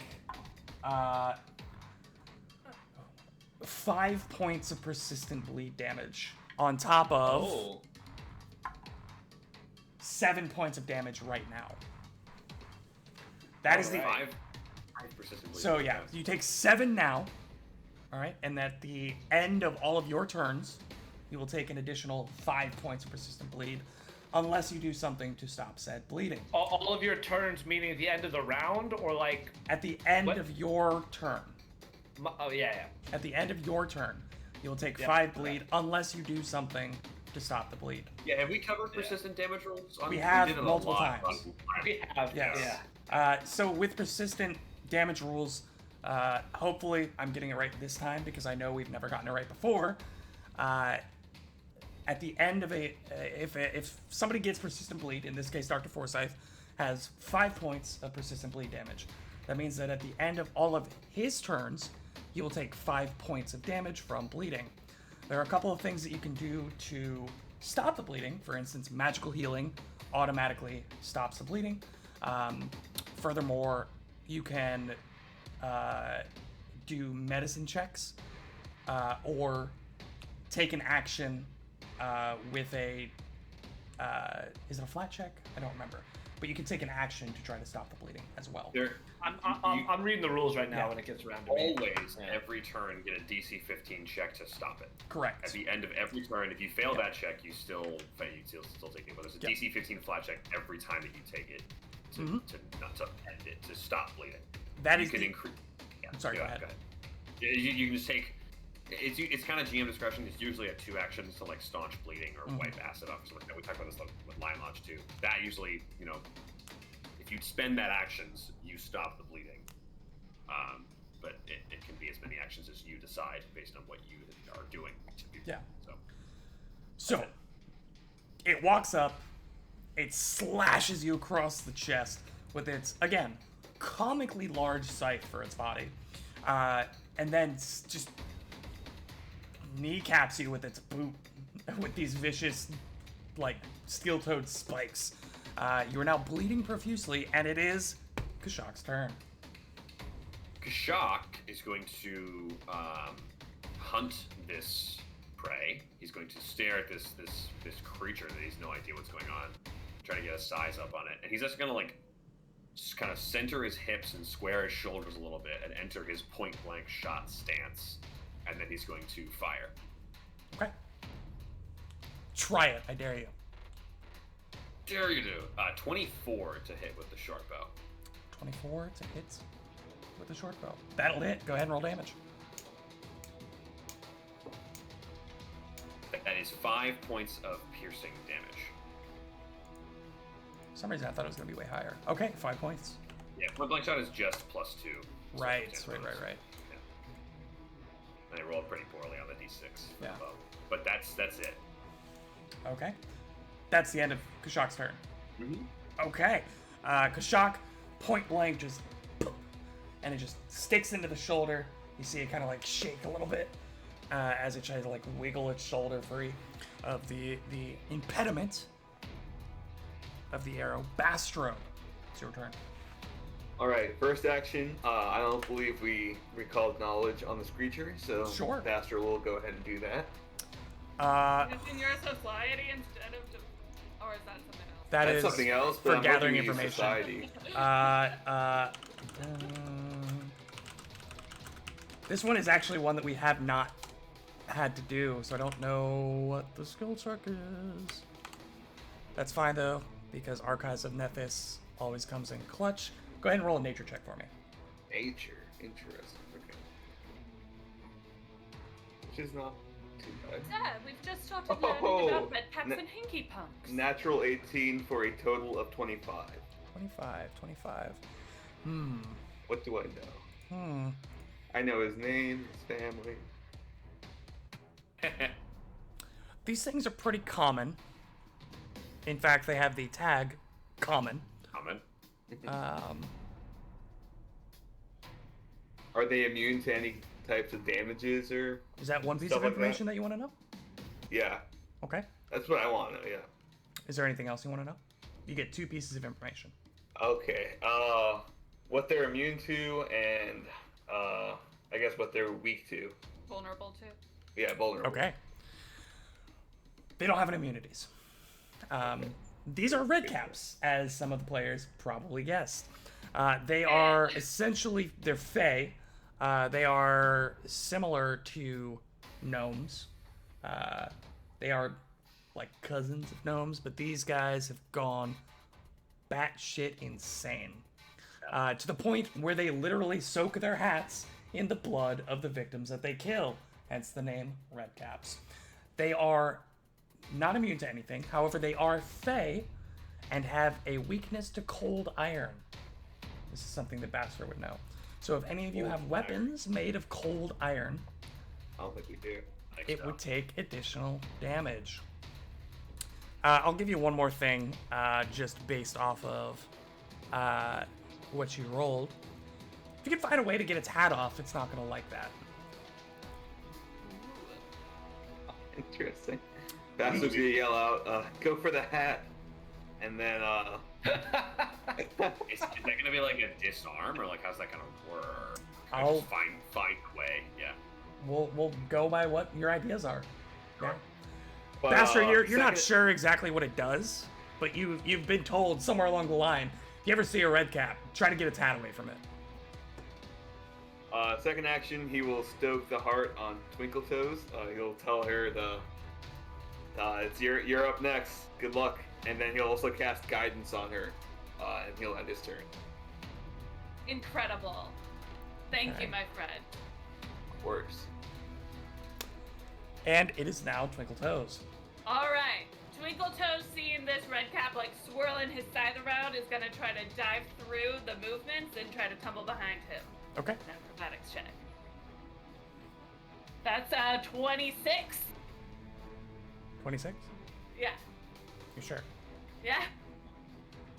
That makes it through. Yay! So, that means that I get panache, and he is flat-footed to me. This is where I'm going, by the way. Trying to leave a space for Bastard to step up. We can give me flanking also. I have panache now. So I am going to make a confident finisher strike against him, and he is flat-footed. Okay. Yeah. You have guidance if you want it. I do have guidance, thank you. All right, so that's And you're stoked. and I'm stoked. Okay, so that is it's a 12 on the die, and I'm looking at what my modifier is now. So with the guidance, 13, and then plus 11, 24 to hit. 24 will hit. Yay! That confident finisher. Yeah. Okay, so gosh, I can't even remember what things are now. Okay. Me neither. Okay. So it's 1d6 for the rapier, and then 2d6 for my Give me that precise precision. strike. Give it. And then stoke the heart gives me how much more? 2. 2. Do it. Okay. All right, I got 4 regular, 6 precise, and then +2, so 12 total. 12 total. Yeah. Okay. Yeah, so this thing is like almost like a spinning top with its scythe just going around and around and around. First, you manage to time it perfectly so that you can jump around and do a little tuck and roll and pop back up. And second, you manage to time it perfectly just to poke it, almost like placing your blade in the way of where it's turning into, as it kind of almost impales itself on the tip of your rapier. You do a pretty significant chunk of damage. And then third action, I'm gonna swirl my dueling cape and get that bonus to my AC. Look at you. Is that the end of your turn, Twinkle Toes? That is the end of my turn. That was my third action. I picture Alright. Zorro when you're like dancing around the battlefield. I just picture like a halfling, like a female halfling Zorro. It's so cool. You should imagine more of a can Zorro. Like that's a Yeah. little like. Much more flamboyant, much more flair. Yeah. That's good. Yeah. Top of round 2. Dr. Forsyth, what you got for me? Oh, the doctor is not great. First thing he's going to do is move out of the way. I was dumb of me to move up there. He's going to go back to where he was, create some distance between himself and the red cap. And then with his advanced healer's tools, or whatever the second tier one is, he's going to try to administer first aid on himself, Okay. which is 2 actions. And what's it say here? It gives you, after you do it, it gives you another flat check to stop the bleeding. So I do this, and I can attempt the flat check before I would take the damage, essentially. You attempted twice. What? Because don't you always get one? Like anytime you're about to take persistent bleed. After you take the damage, you get the flat check. Okay. So like at the end of your turn, you take the damage, and then you get a flat check. To stop the bleeding. I got it. But this Administer is first. giving you the first. It's giving me a aid chance to do it flat check to now. stop it before Before you. you. Yeah. Yeah. So you will take 2. It's just damage check. So it's Unless Yeah, it he says- stops the bleeding. so Right. give me the flat check to remove the persistent damage. See what you got. Wrap yourself up. 16 on the die. 16 on the die. Feel a little bit better. That's my turn. That's your And turn. with his healer's tools, he has these deep cuts in his leg from this horrible boot raking thing it did. He is like putting gauze in there and taping up his leg, like just trying to slow Quick his bleeding. stitches. Yeah, quick. Staple gun. Oh God, staples. All right. Just a stapler, actually, just ching, ching, ching down the leg. That's my turn. So, this creature's gonna just I'm not a medical professional. Don't listen to anything I say. walk up right here. Shoot. Oh no. Uh, Oh no. It's gonna slash at our good old friend, Dr. Forsyth. Oh my gosh. What's this guy got against Aridin? Woo! That is a 33 to hit. Oh, that's a big old crit. That's a huge crit. Some of you might know. Yeah, this is very bad. Scythes are a deadly D10. Really bad. This is gonna be a lot. They're not fatal. They're only deadly. Only deadly. Deadly, meaning that on a critical hit, it adds another die on top of the double damage or double die for the damage. It adds an additional die. It's bad. It's not good. Oh, I'm going down. There's no way I'm not unconscious at the end of Hey, this he might attack. roll ones on all of them. Shush. Incoming 3 on the dice. Incoming. So, this will be 3d10 plus stuff. Yeah. Oh my god, there's so much damage.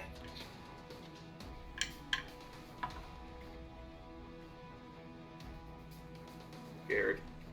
32 points of damage. The doctor is unconscious and dying too. Ew. Yeah. Because it was a... Yeah. Well, he was wounded. Well, weren't you wounded 1? Yeah, Oh, he was shit. Oh my god, already I'm wounded dying one. 3. I'm dying 3. Ooh, this is not good. I thought you healed I'm dying yourself 3, boys. already.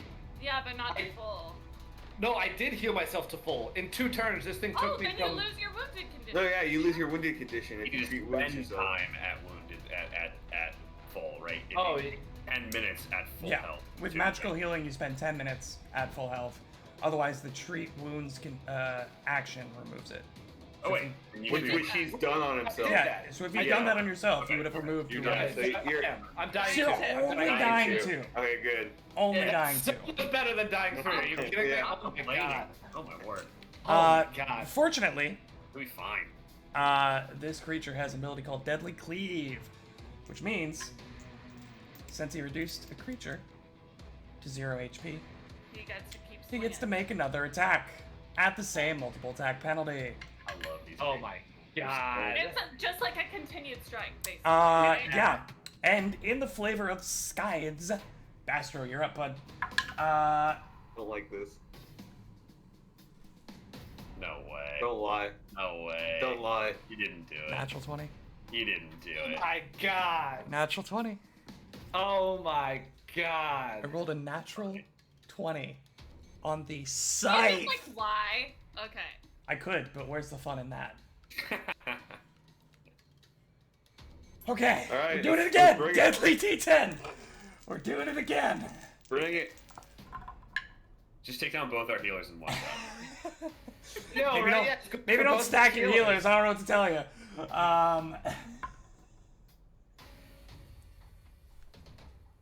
So much. It's gonna be so much damage. I'm so ready. I'm ready for life after healers.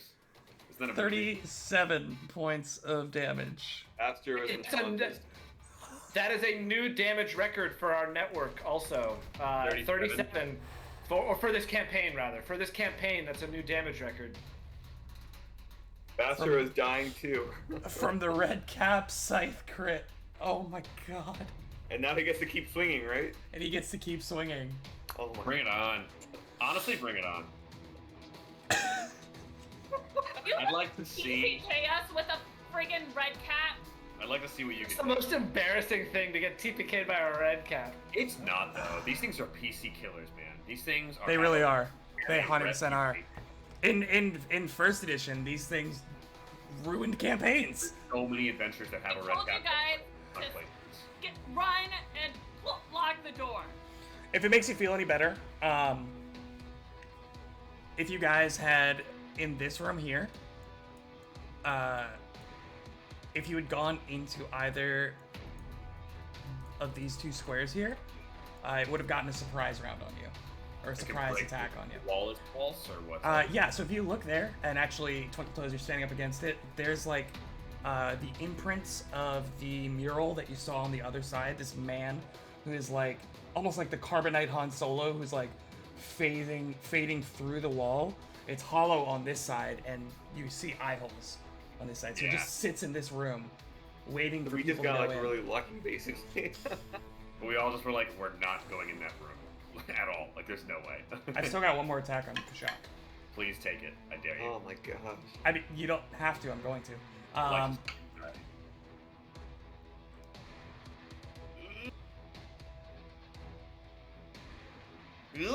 23.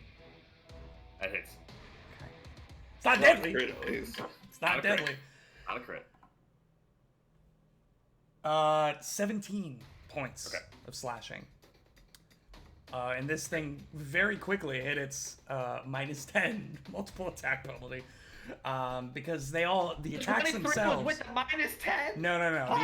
The attacks themselves are They made at contribute the to the prior. Yeah. But they don't. Yeah. But they contribute to multiple attack. Yeah. He's just laughing. He's raking through Forsyth and Bastro and just like stops in Kashak's scaly skin, and he's just just going crazy.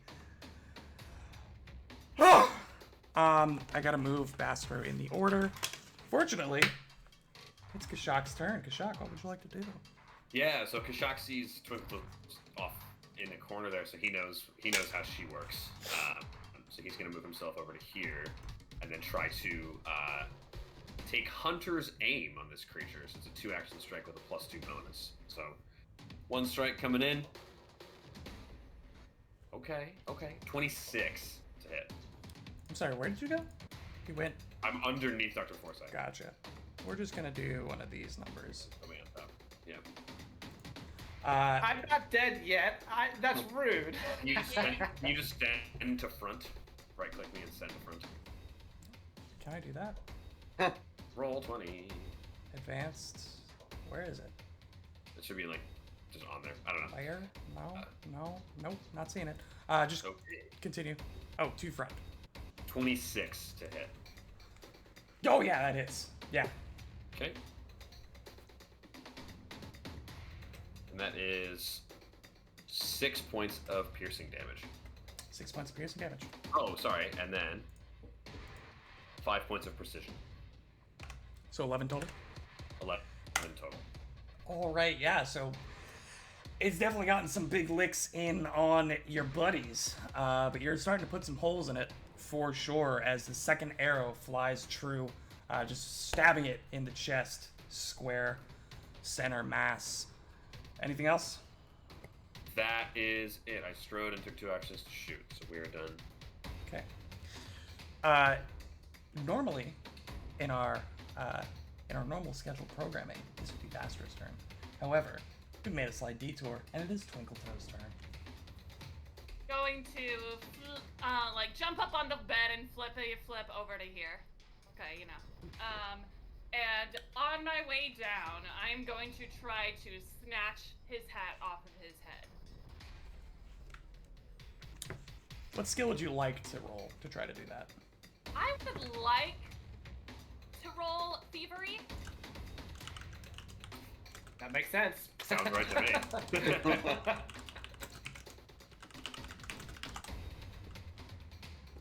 Okay.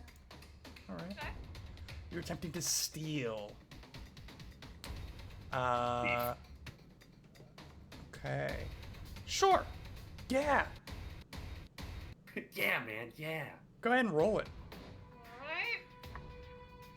Got a. 16 for a 26. This is against its reflex DC of 25. Ho ho ho ho! So Basically. you manage to snatch the hat. It is warm and wet in your Oh, hand. so gross. And this thing whips around, fury in its eyes, as it stares you dead in the face. What else would you like to do? I'd like to use my third action to Save your dying friends. I mean, I'm not a healer. That's right. But- I should get Bastard to do it. Oh wait, I should get Dr. Forsyth to Oh, do wait. it. Oh wait, I should get Bastard to do it. I'm gonna Oh wait. I'm gonna I'm sorry, I'm having fun. I'm glad you are. Okay. So mean. I'm gonna try to slash at it with my rapier. Okay. He is flanked and flat-footed. Go ahead and roll. Okay. Kushak theoretically has claws. That is was a 10 on the dice, 21 to hit. Hits exactly. Booyah! Well done. 2 points of damage. Hey. 2 points of damage. Yeah, we're getting in there. We're doing We're it. in there. We're doing it. Okay. Is that the end of your turn? That was your third action? That was my third action. Well, I mean, I did the flippy flip, grabbed the hat, Yeah. and Yeah. so I'm assuming that was move, thief. Yes. Yes. I mean, you gotta do the flippy flip. You know I what I had mean? You gotta do the flip flip. Yeah, flippity flip. Yeah. That's basically just Classic what movement flippy is flip. now. Like if I say I move, just assume it's like a front handspring Yeah. or something along those lines. I also really Paralyzed, appreciate like- you stalling for your friends. Dr. Forsyth, I need you to roll me Free check. a death saving throw. DC 12 DC flat 12. check. DC 12. Let's go. Natural 19. Yeah. I'm rolling really well. I'm only at Unconscious. dying 1 now. But stable. No. Oh wait, no, you go back one. Dying 1. Yep, you go. dying 1. It's a track. Yep. So It's I'm a at track. dying 1 now. We're having fun. We know the rules. Bastro, Well, we do. I don't know if you do, but collectively across the 8 of our brain cells, between the 5 of us, we have half of the rules known. found in a third. Bastro, go ahead and roll me a flat check. Rolled 11. Oh So no! I'm at dying 3 now. Wait, were you dying too? Were you wounded before? No, he took it his was critical critted. It was a crit. He took us both down with The a 2 crit. red cap Right. crits in a row. Right. Ugh. It's not looking good for old Bastro. Yeah. Basti boy. Oh my god. It's not having fun. You know who is also not having fun? This red cap, whose hat has been stolen. He's gonna turn around and attempt to slash Twinkletoes with his scythe. You see that it's almost like his rage is getting the better of him. Because his swings are just all out. He is no longer trying to like swing for maximum effect. He's just swinging as hard as he can at you.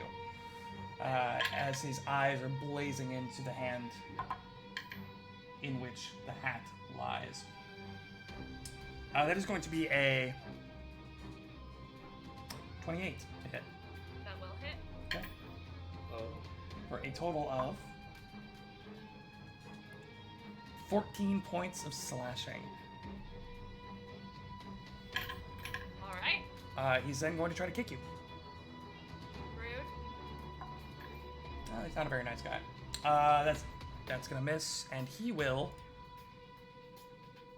boink, boink, hop up onto the bed behind you, like back in the corner of the wall, literally cornered animal, as he just sitting there with his scythe raised.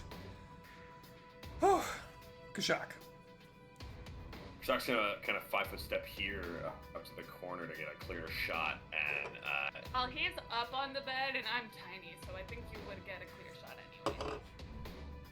that's true. Probably not bad. Actually, no, he's gonna do. He's gonna climb. How tall are the ceilings? 10 feet. He's gonna climb this wall, and I think he will just use his assurance for a 17 or an Okay. 18. Excuse me.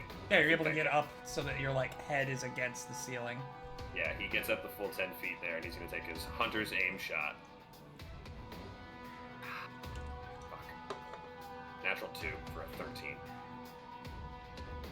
Not quite gonna do it. This Fun thing is like fucking- dodging, dipping, ducking, diving, and dodging as it's now sitting there on the bed. That's it. Okay.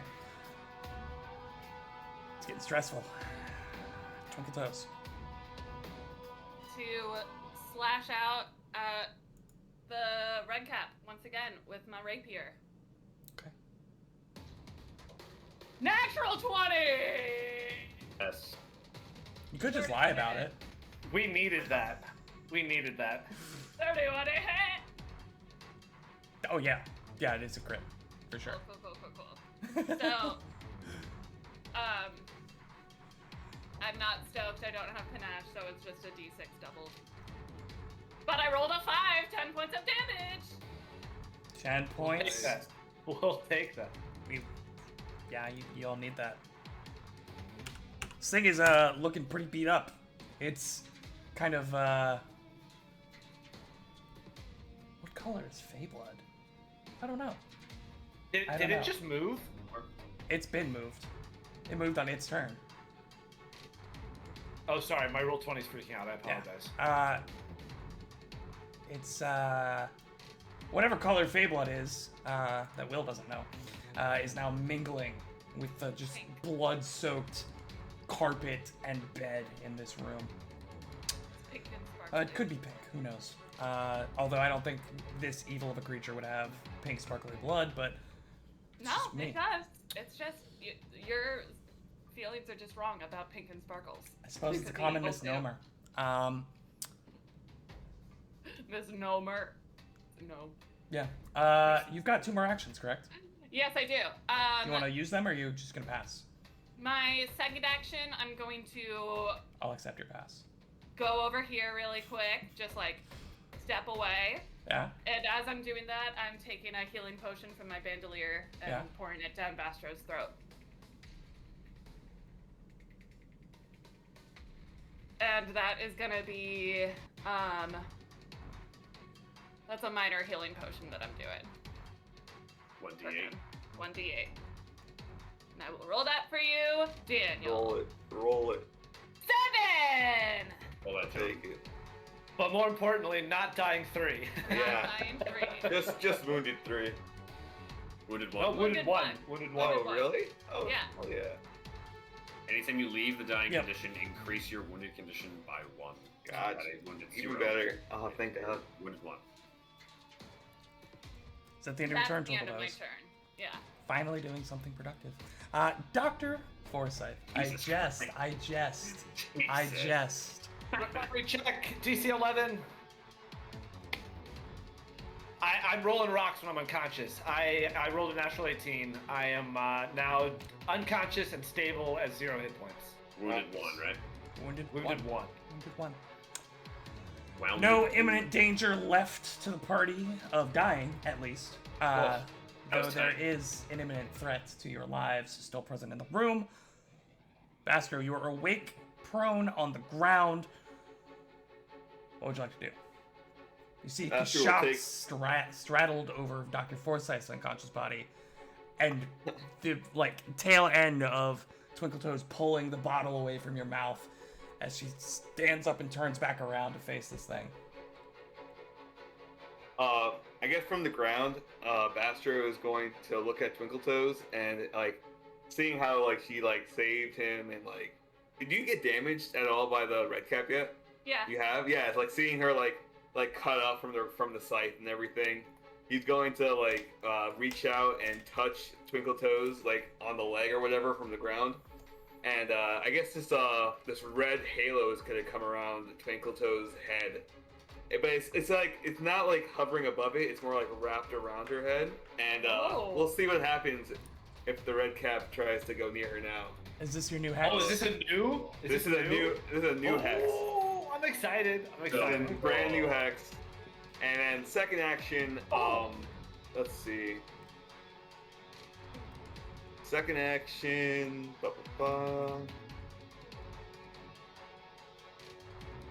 I think Bastro is going to.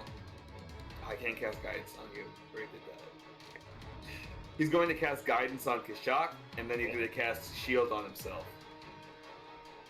Okay. So yeah, and that'll be his turn.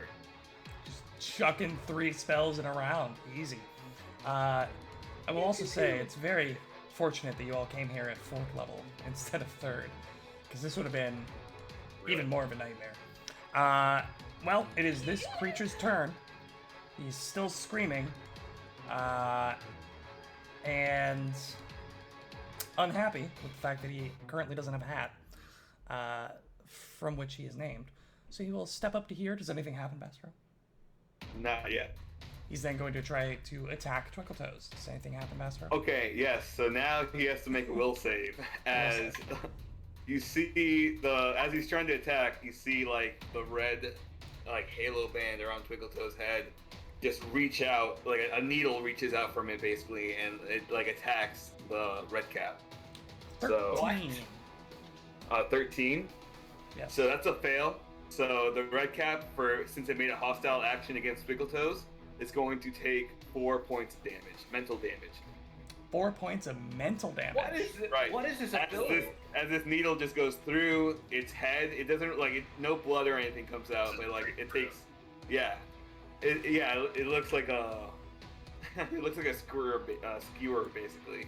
Does he This attack? is called Needle of Vengeance, and Huh. whenever the target, Cool. whenever a hostile creature makes a hostile action against the person who has this hex cast on them, they have to make a will save, and then they'll take a certain amount of damage. Does it stay on? It's not one use, it stays around her head. It stays around her head, and I have to sustain it every round. So this is a really That's good pretty hex cool. cantrip. Yeah, or not cantrip, but focus spell. Wow. And So the the best strike- part is, Does the strike still goes through? you can Okay. still make the action. Yeah, it's just every time you make a hostile action. It just which is hurts to crazy. do it. It just costs you something. That is a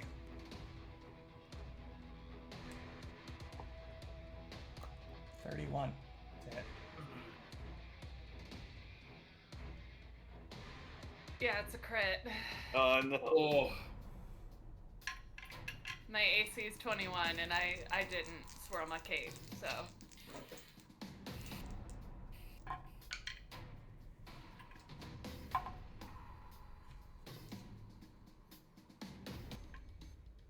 This is rough. 24 points of slashing damage. Oh. I'm at 1 hit point. let's go. You don't say. Oh my god. Well, he has an ability. If you go to 1 hit point, then your entire family dies immediately. Ah! You're Sorry. exploding.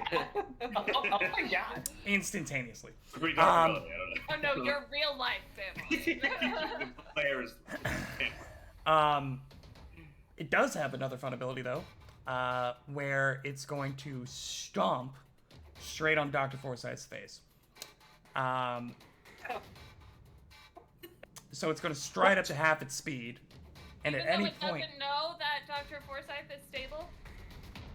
Probably because it doesn't know that. Well, yeah, I don't know if that matters. he's I think unconscious on the it's- ground. it's- Yeah. He asked about the ring. It's something about the ring, I think, that he doesn't Oh. like.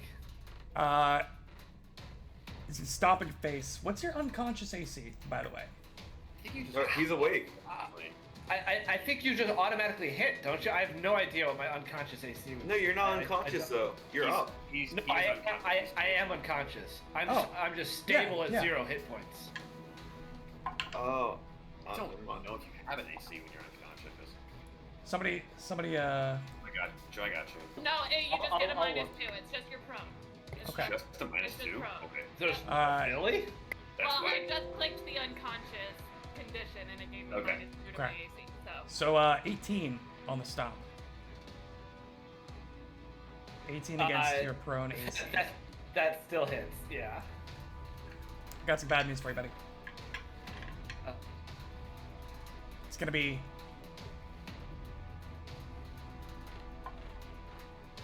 9 points of damage. So you go back Okay. to dying 2.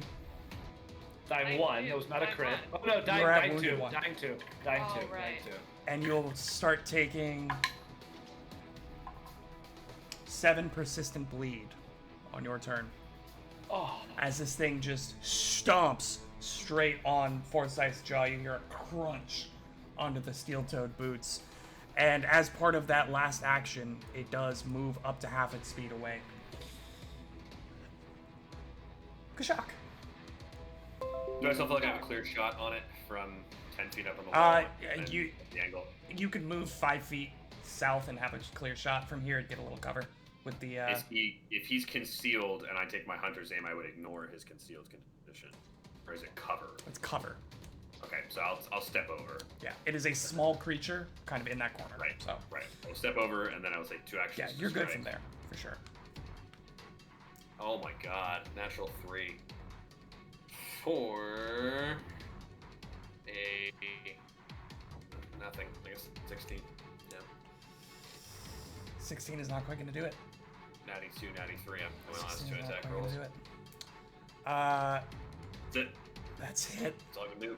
Twinkle He really squares in. He really kind of gets his stuff like set up and really kind of pulls back. But this creature's just too like nimble. I guess it's dodging him at every turn. And it's covered by this massive scythe that it's just holding out in front of it.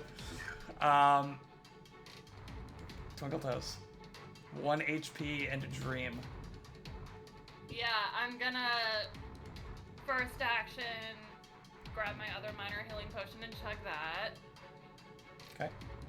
Give myself a little bit of wiggle room on this. 8! Big. 8. I now have 9 hit points. Oh, I accidentally added 9 instead of. Okay. 9 hit points. Second action. I mean, I don't know how to help Dr. Forsyth without. Like, I have no medicine. Check. Do you So, happen to like, have a profession orthodontia? No. I don't. So I'm just gonna second action tumble through to this corner, if I may. You're going through this Make square? Yeah. Okay, go ahead and roll your tumble through. Against his reflex DC. That's gonna be a 29. That gets it. Gets it. Okay. I think I already said this, but his reflex DC is 25. So you're crushing it. You told me that my 26 beat it, so I don't know if. Anyway. I remember specifically saying it. 'Cause I have panache now, and he is also flat-footed to me because of tumble behind. So Okay. I am going to make a confident finishing strike against this guy. Let's see what you got. How confident are you in your finisher? That is a 23 to hit. Good start. That is a hit. I'll just give it to you. AC 21 at this point. You guys Yeah, hit enough yeah. time in that range. Yeah. I think you said that earlier. When my 21. When you're 21, Just- It's AC 21 when he's flat-footed, so it's AC 23 normally. oh, I didn't count. It's AC 21 normally. Okay. I said that because it hit regardless. So, yeah, AC 21 normally. That is 10 points of damage. 10 points damage. This thing is looking messed up. Just anger ablaze in its eyes. Multiple arrow wounds and rapier wounds just pouring this viscous, otherworldly blood onto the ground, mingling in this dank, dirty carpet. But this thing is starting to slow. Its breath ragged and heavy now as it's standing in front of you. It's not shouting or screaming anymore. At this point, it is just a cornered animal. Fury and fear burning into you. That's the end of your turn. Yep. That was all 3 actions. Oh no. No, because you... Yeah, Dr. Forsyth. Okay, so I have a conundrum. I thought I was gonna be totally fine until you mentioned that I've got persistent Yeah. bleed. Mm-hmm. Because I have a hero point still. So it's like, oh, if I'm unconscious and dying, even if I get to dying 3, I just spend my hero points and I'll be fine. But if I do that, if I spend my hero point now and go and remove the dying condition, I go to wounded 2, I'm still bleeding. Well, you can only use your hero point in the way that you think you can when you were about to permanently die. So you're dying 3 right now. That's not true. That's not true. It says if your dying condition would increase, you can do it. So you're There's dying nothing 3 to- right now. No, I'm dying 2 right now. Okay, so then you can still, Yeah, step 1 would be to just roll it and see what happens. you're still fine. Right. Well, no, I'm not. Because if I fail this check and then don't make the flat check, I Then you die use- at the end of this turn. But then you use your hero Then you use your hero point, right? Oh, I see what you're saying. Yeah, right. just 'cause roll I- the check.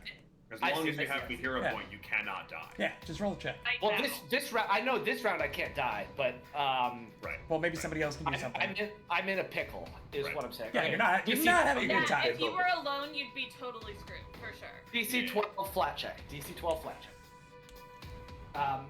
11. Ouch. I go to dying 3. Dr. Forsyth wants to die at this point. So you now get your DC 15. DC 15 flat check Yeah. to see if the bleeding just stops somehow on its own. Some might say God, magically. You run out of blood. Yeah, the bleeding stops, but because you're exsanguinated. I kid you not, 18 on the die. 18 on the die. I kid you Nice. not. I kid you not, Nice. 18 on the die. You're Well, not so- stable, but you're not bleeding. Are you kidding? Wait. Hold on. I hate to be this guy. Hold on. Oh yeah, does the damage happen first and then the check, or the check and then the damage? Oh no, the damage happens first. The damage does happen first. Okay, so So so then the check doesn't matter. Wait. What a roller coaster Wait, ride. wait. Pause. You can still use that check. You just go to dying 4 when you take the damage, spend your hero point, Exactly. That's what it is. and then check to. and then you are done bleeding. Yeah. Yeah. So you are Yes. no longer bleeding. You are stable, unconscious, dying 2 or wounded 2. Yes. So I have no more hero points now. Is this our first heroic recovery? This is our first heroic I think it is our recovery. first heroic recovery. Yeah. Welcome, we got there. welcome We got viewers there. to the second use of hero points that we've not discussed yet. If you have at least one hero, we've kind of like alluded to it, but if you have at least one hero point, you can spend all of them to not lose a dying condition. To have the dying condition not increase. You lose the dying condition entirely and stabilize with 0 hit points. You don't gain the wounded condition or increase its value from losing the dying condition in this way. So whatever your original wounded condition was. So I'm at wounded You're one. at wounded one. Wounded one. Wounded one. We got there. Thank you for following with us. This is the first time we've had to deal with this, which is why we're just kind of, even in our home game, God. Yeah, this is way our back. first heroic recovery First. ever. ever Yeah. in Like- second edition for the 2 years Yeah, we've been for playing. 2 we've years never of playing needed this. it. Yeah. Um, And it's exactly of course it's Dr. Forsyth, the guy who's already cheated death how many times? How many times? He just keeps doing it. Dr. Forsyth, stable, unconscious, on the ground, wounded One one. from the Fountain of Youth. Bastro's turn. Astro. I don't want to hear anything about Dr. Forsyth anymore. He's dead to me. He's Not not yet. dead to you, though. He's not dead to me. Not dead to you. So first action, Bastar's going to sustain the Needle of Vengeance. Okay. Second action, he's going to cast Needle of Vengeance again on Kashak. So now, but instead of like a red halo around Kashak's head, I'm thinking more like a red band around like his torso. Cool. Yeah, just to mix it up a little bit. Is that a... What kind of spell is that? This is can a you do focus that? spell. Yeah, this is my last, like my third focus point that I can use. You know, witches get so many. You get Yeah, Oh, really? so Oh, wow, I used that's my first crazy. one with Stoke, right? Actually, no, Stoke is actually a cantrip. So Yeah, Stoke this is a is my cantrip. second time using a focus point.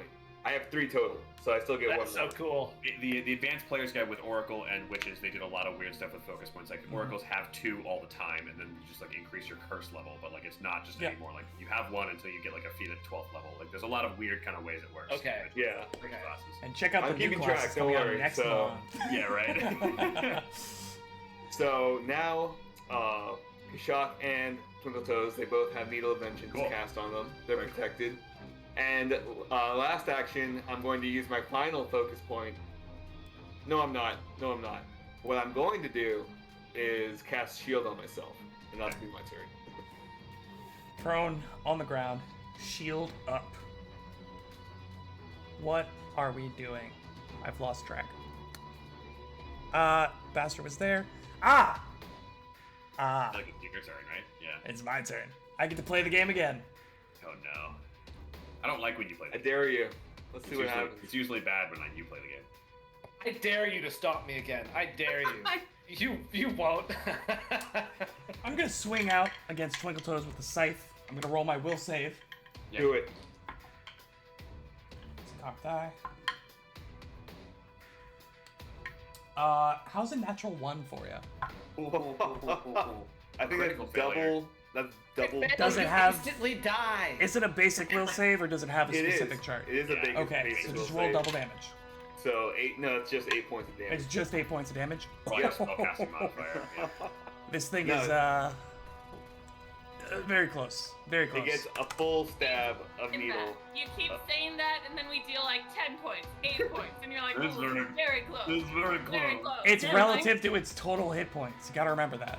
It's very close. 8 points of damage to you is very different from 8 points of damage to a single monster. Yeah. Um, this red cap with 400 hit points is not a whole lot of. Case in points. 32 to hit. Oh, Crit. I'm unconscious. Yeah, There's this one hit point, right? Yeah. No, I have 9 hit points Oh, now, but but yeah. 9. is not Um, gonna do that, yeah, its Yeah. minimum damage is enough. yeah. Dying Um, dose. dying mine too. Jeez. I don't like This this, is- anymore. Brutal. it's gonna walk up. Try to slash Kashak. It's gonna roll a will I am, save. I am 10 feet in the air. Roll a natural 20 on the will save. Oh well, you get 0 Can damage. it, Will- can it Oh, reach you're me? 10 feet in the air? It can't I'm even do 10 that. feet on the wall. Oh, Can't yeah, even do I that. Oh, thank God. So that doesn't even matter. It's gonna walk up here and stomp on Bassro. Don't do that. Oh, please don't do that. still Actually,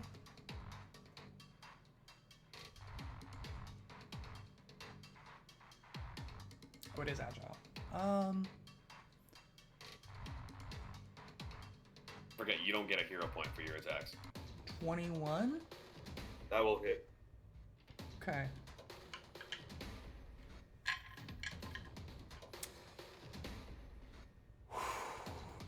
It's gonna be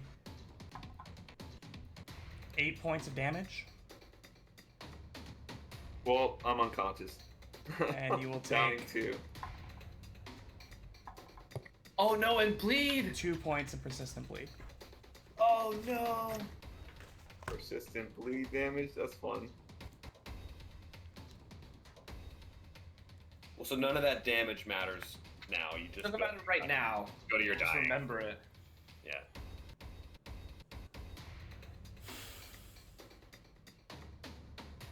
Kashak. This is Kashak's worst nightmare.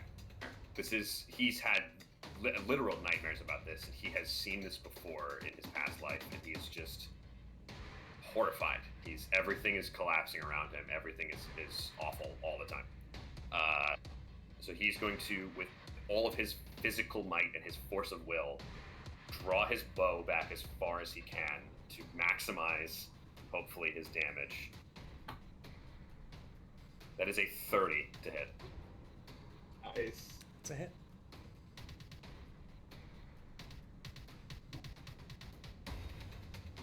That is 12 points of damage, precision and piercing together. On.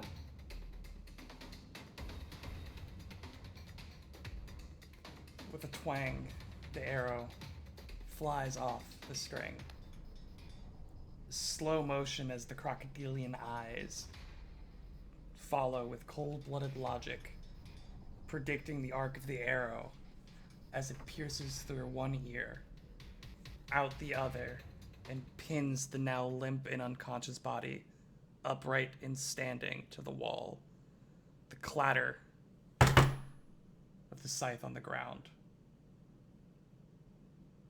We are, however, going to stay in initiative. Oh. So with his third action, he's just going to climb off the wall, and he sees that, he saw Bastard just get kicked in the head, and he's assuming that Bastard's in much worse condition. He can't do anything this turn, but he just runs over and just, no, Bastro, please stay with me. No, no, no, no, no, no, no. And that's the end of his turn. I have to remake my initiative tracker 6 times Yeah. over this fight, so just give me 2 Yeah. seconds. So Kashak, and then Doctor, are you stable I am but stable unconscious? but unconscious. Stable but unconscious. Your turn goes by.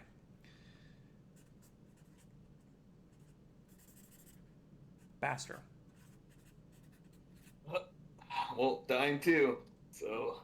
Wait, Do this it. is it? Do you have a hero point? What do you mean I'm dying 2? Well, wait. No, do you have a hero point though? Yeah, Okay, so Oh, so you're in the same situation the doctor was in last turn. Okay. I guess so. That's a 3, so I get a dying 3 and then dying 4. Take the damage. Yeah, You're I'll gonna use my your hero point. So you go to unconscious, stable, wounded 2? No, wounded one. one. Wounded 1. Wounded one. Right, yeah, because whatever his with the original heroic wounded recovery. position would have been. But I still Yeah. do I still have to roll to get rid of the You persistent still need damage? to roll the persistent bleed. Yeah. And that's a So DC roll 15. DC The 15. flat DC 15 check. And Will's just gonna let me have it for free. I don't have to roll it all. Oh no, you absolutely have to roll this. Oh, natural 20. Dice cam. Where's the dice cam? I want the dice cam. Flag on the play. Flag on the play. I want to review. Well, Give me the review.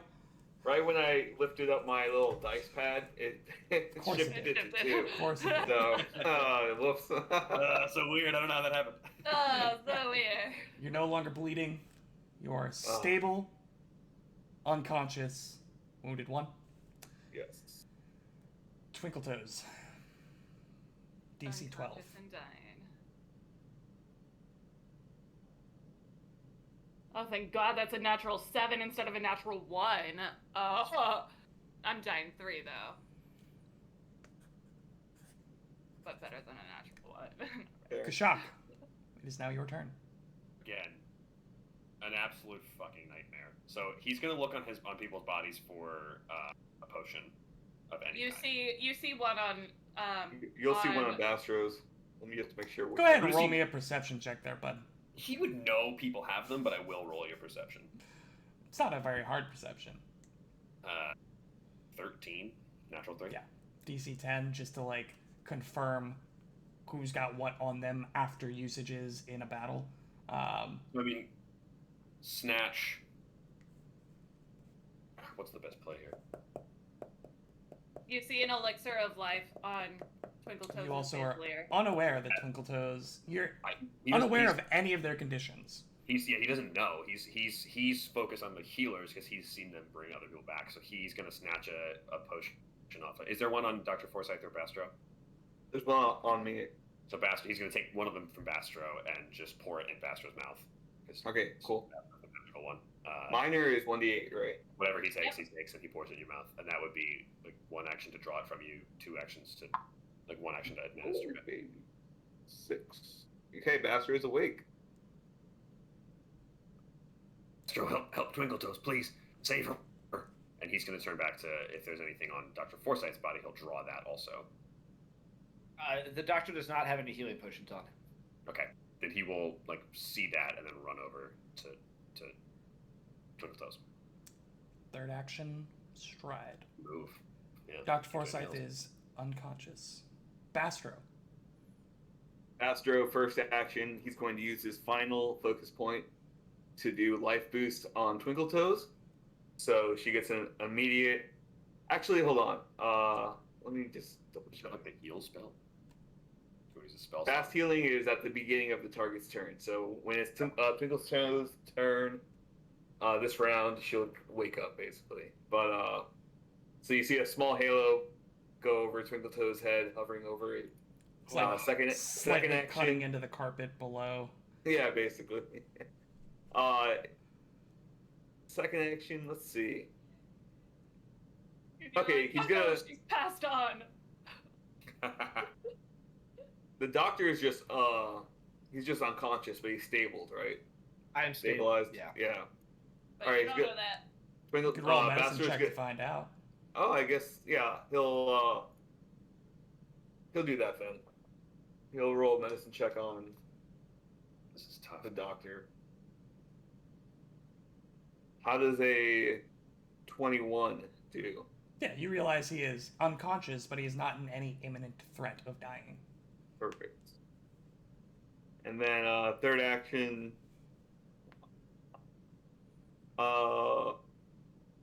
Can I search the red cap's body? Roll perception or something? It's gonna take a little longer than a single action in combat to be able to. But we're- Oh, so Okay, well, At least. I get Bastral just roll Or perception to A see single if action, yeah. You can roll perception, see if there's, yeah. I say in Anything combat. else? In encounter mode, it'll take a little longer than one action, but you can certainly look at him. 21. 21. You're fairly certain that there's not too much on this red cap directly. But as you're looking at his body, kind of hanging there, again, arrow holding it up at the skull against the wall, you notice some kind of glint of something from under the bed. Oh. That is the end of Bastro's turn. Twinkletoes, at the beginning of her turn, will receive 2 points of healing.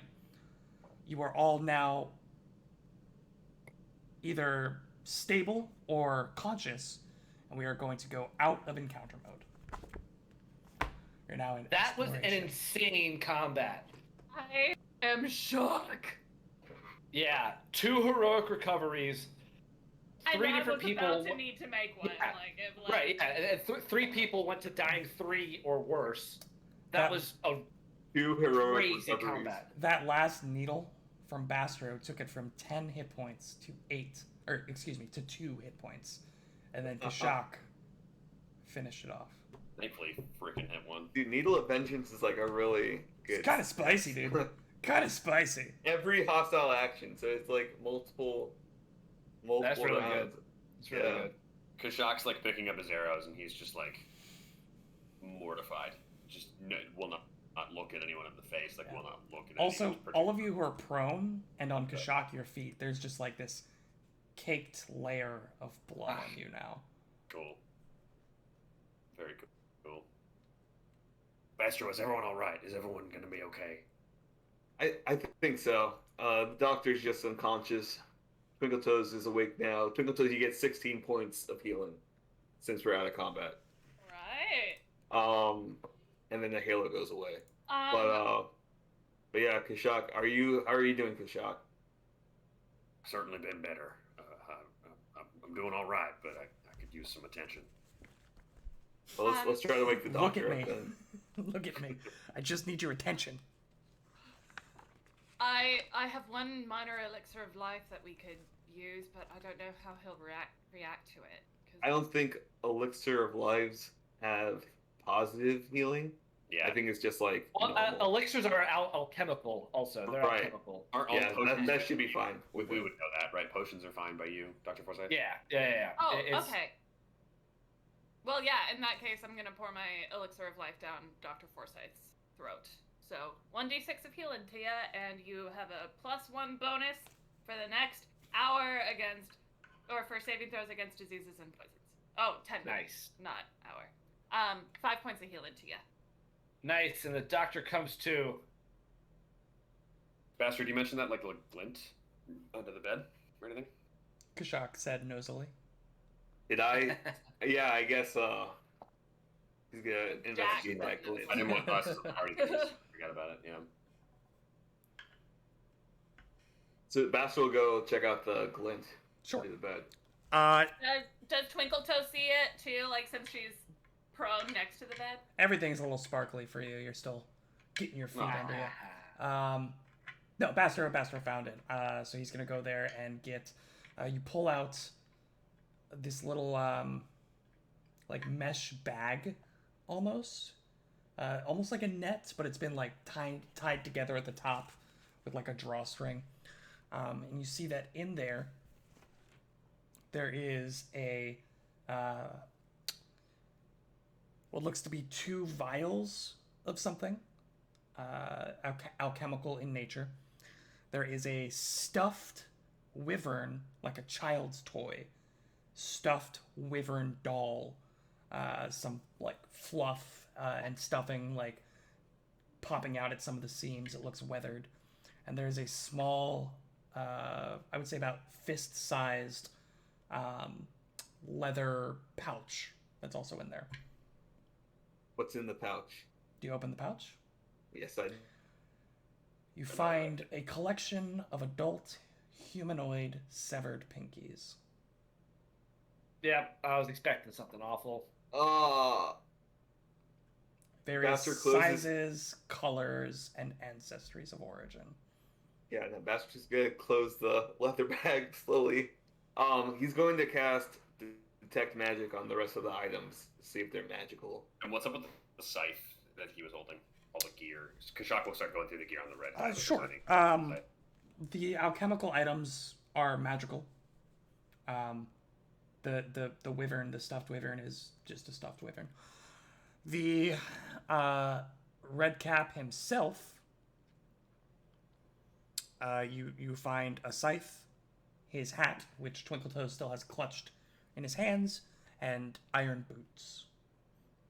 Outside of that, he is just wearing a loincloth, Are essentially. the boots magical?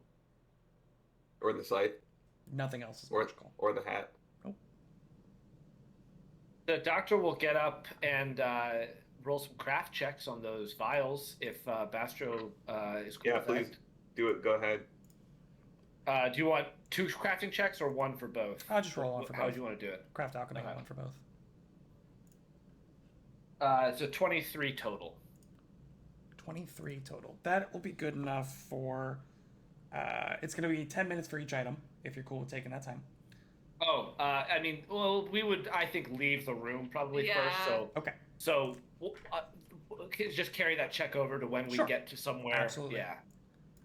Because I don't think we would stay in this room that long. Yeah, what's the Agreed. what's everyone feeling now that you've kind of gotten your bearings? Everyone's safe at least conscious again. What do you guys want to do? What do you say we head Rest. back to the Osirian room and rest there? Where we Yeah. Yes, please. I'm okay with let's that. Let's get out of this room and A bath in there to rest. Yeah. to wash To off wash in because off, you all are True. absolutely filthy.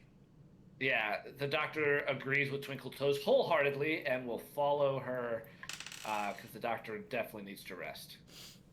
Yeah, so you all I'll move Kashak for him while he's away. You all successfully make it back. How long are you all planning on spending here? I think a long time. What time is it right now? I actually have no concept of what time it is. It's about 1 in the morning. So remember, you all got here, checked in at about 10 p.m. We're taken up to your room at about 11:30 is when the statues animated and attacked you, and you've been going through in the intervening time these rooms, carefully checking everything. You spent about an hour after the Attic Whisperer fight, just healing up. So it's about 2 in the morning at this point. So I think we just take a full rest here, right? Yeah. I mean, we need to. Yeah. We can. Obviously, long rest with shifts is not a bad Yeah, idea. set up a watch schedule, do the whole thing. I do have a few scrolls of healing that we Save could 'em. use right now. I think we should save them. I don't know. I'm kind of scared if Or people are maybe gonna come maybe back. a 3-action healing. Maybe a 3-action healing. Yeah, that's what I was would be good for thinking. everybody. Yeah. Well, do you have spell slots, or can we use the mornings? No, I have the scroll that I can use. I don't know if I'd use the scroll or not. The doctor would step outside if you're doing that. Yeah. Yeah. Astra. That's Astra. But go ahead. If you want. So what we're gonna do, since we didn't take a break, we're just gonna call a little bit early today. Okay. We just trucked right through that insane combat. Powered on through it. But Oh what my I God, am it going to was a tell you wild combat. is that at some point during the night, Dr. Forsyth, maybe on your watch, you identify an oil of mending and an oil of potency. Oh, that sounds good. Yeah, and so you all can take a look at what that does, decide who gets what. But that being said, that is where we're going to end it for tonight. Thank you all so much for joining us as we continue back into our main campaign. If you liked what you saw, please join us here on Twitch. Check out our social media. We do some fun little behind-the-scenes stuff for artwork on Instagram, especially. But thank you so much for joining us. We hope you have a great night, and we'll see you back here next Sunday. Thanks, everyone. Have a great night, Thank everybody. you guys. Have a good night.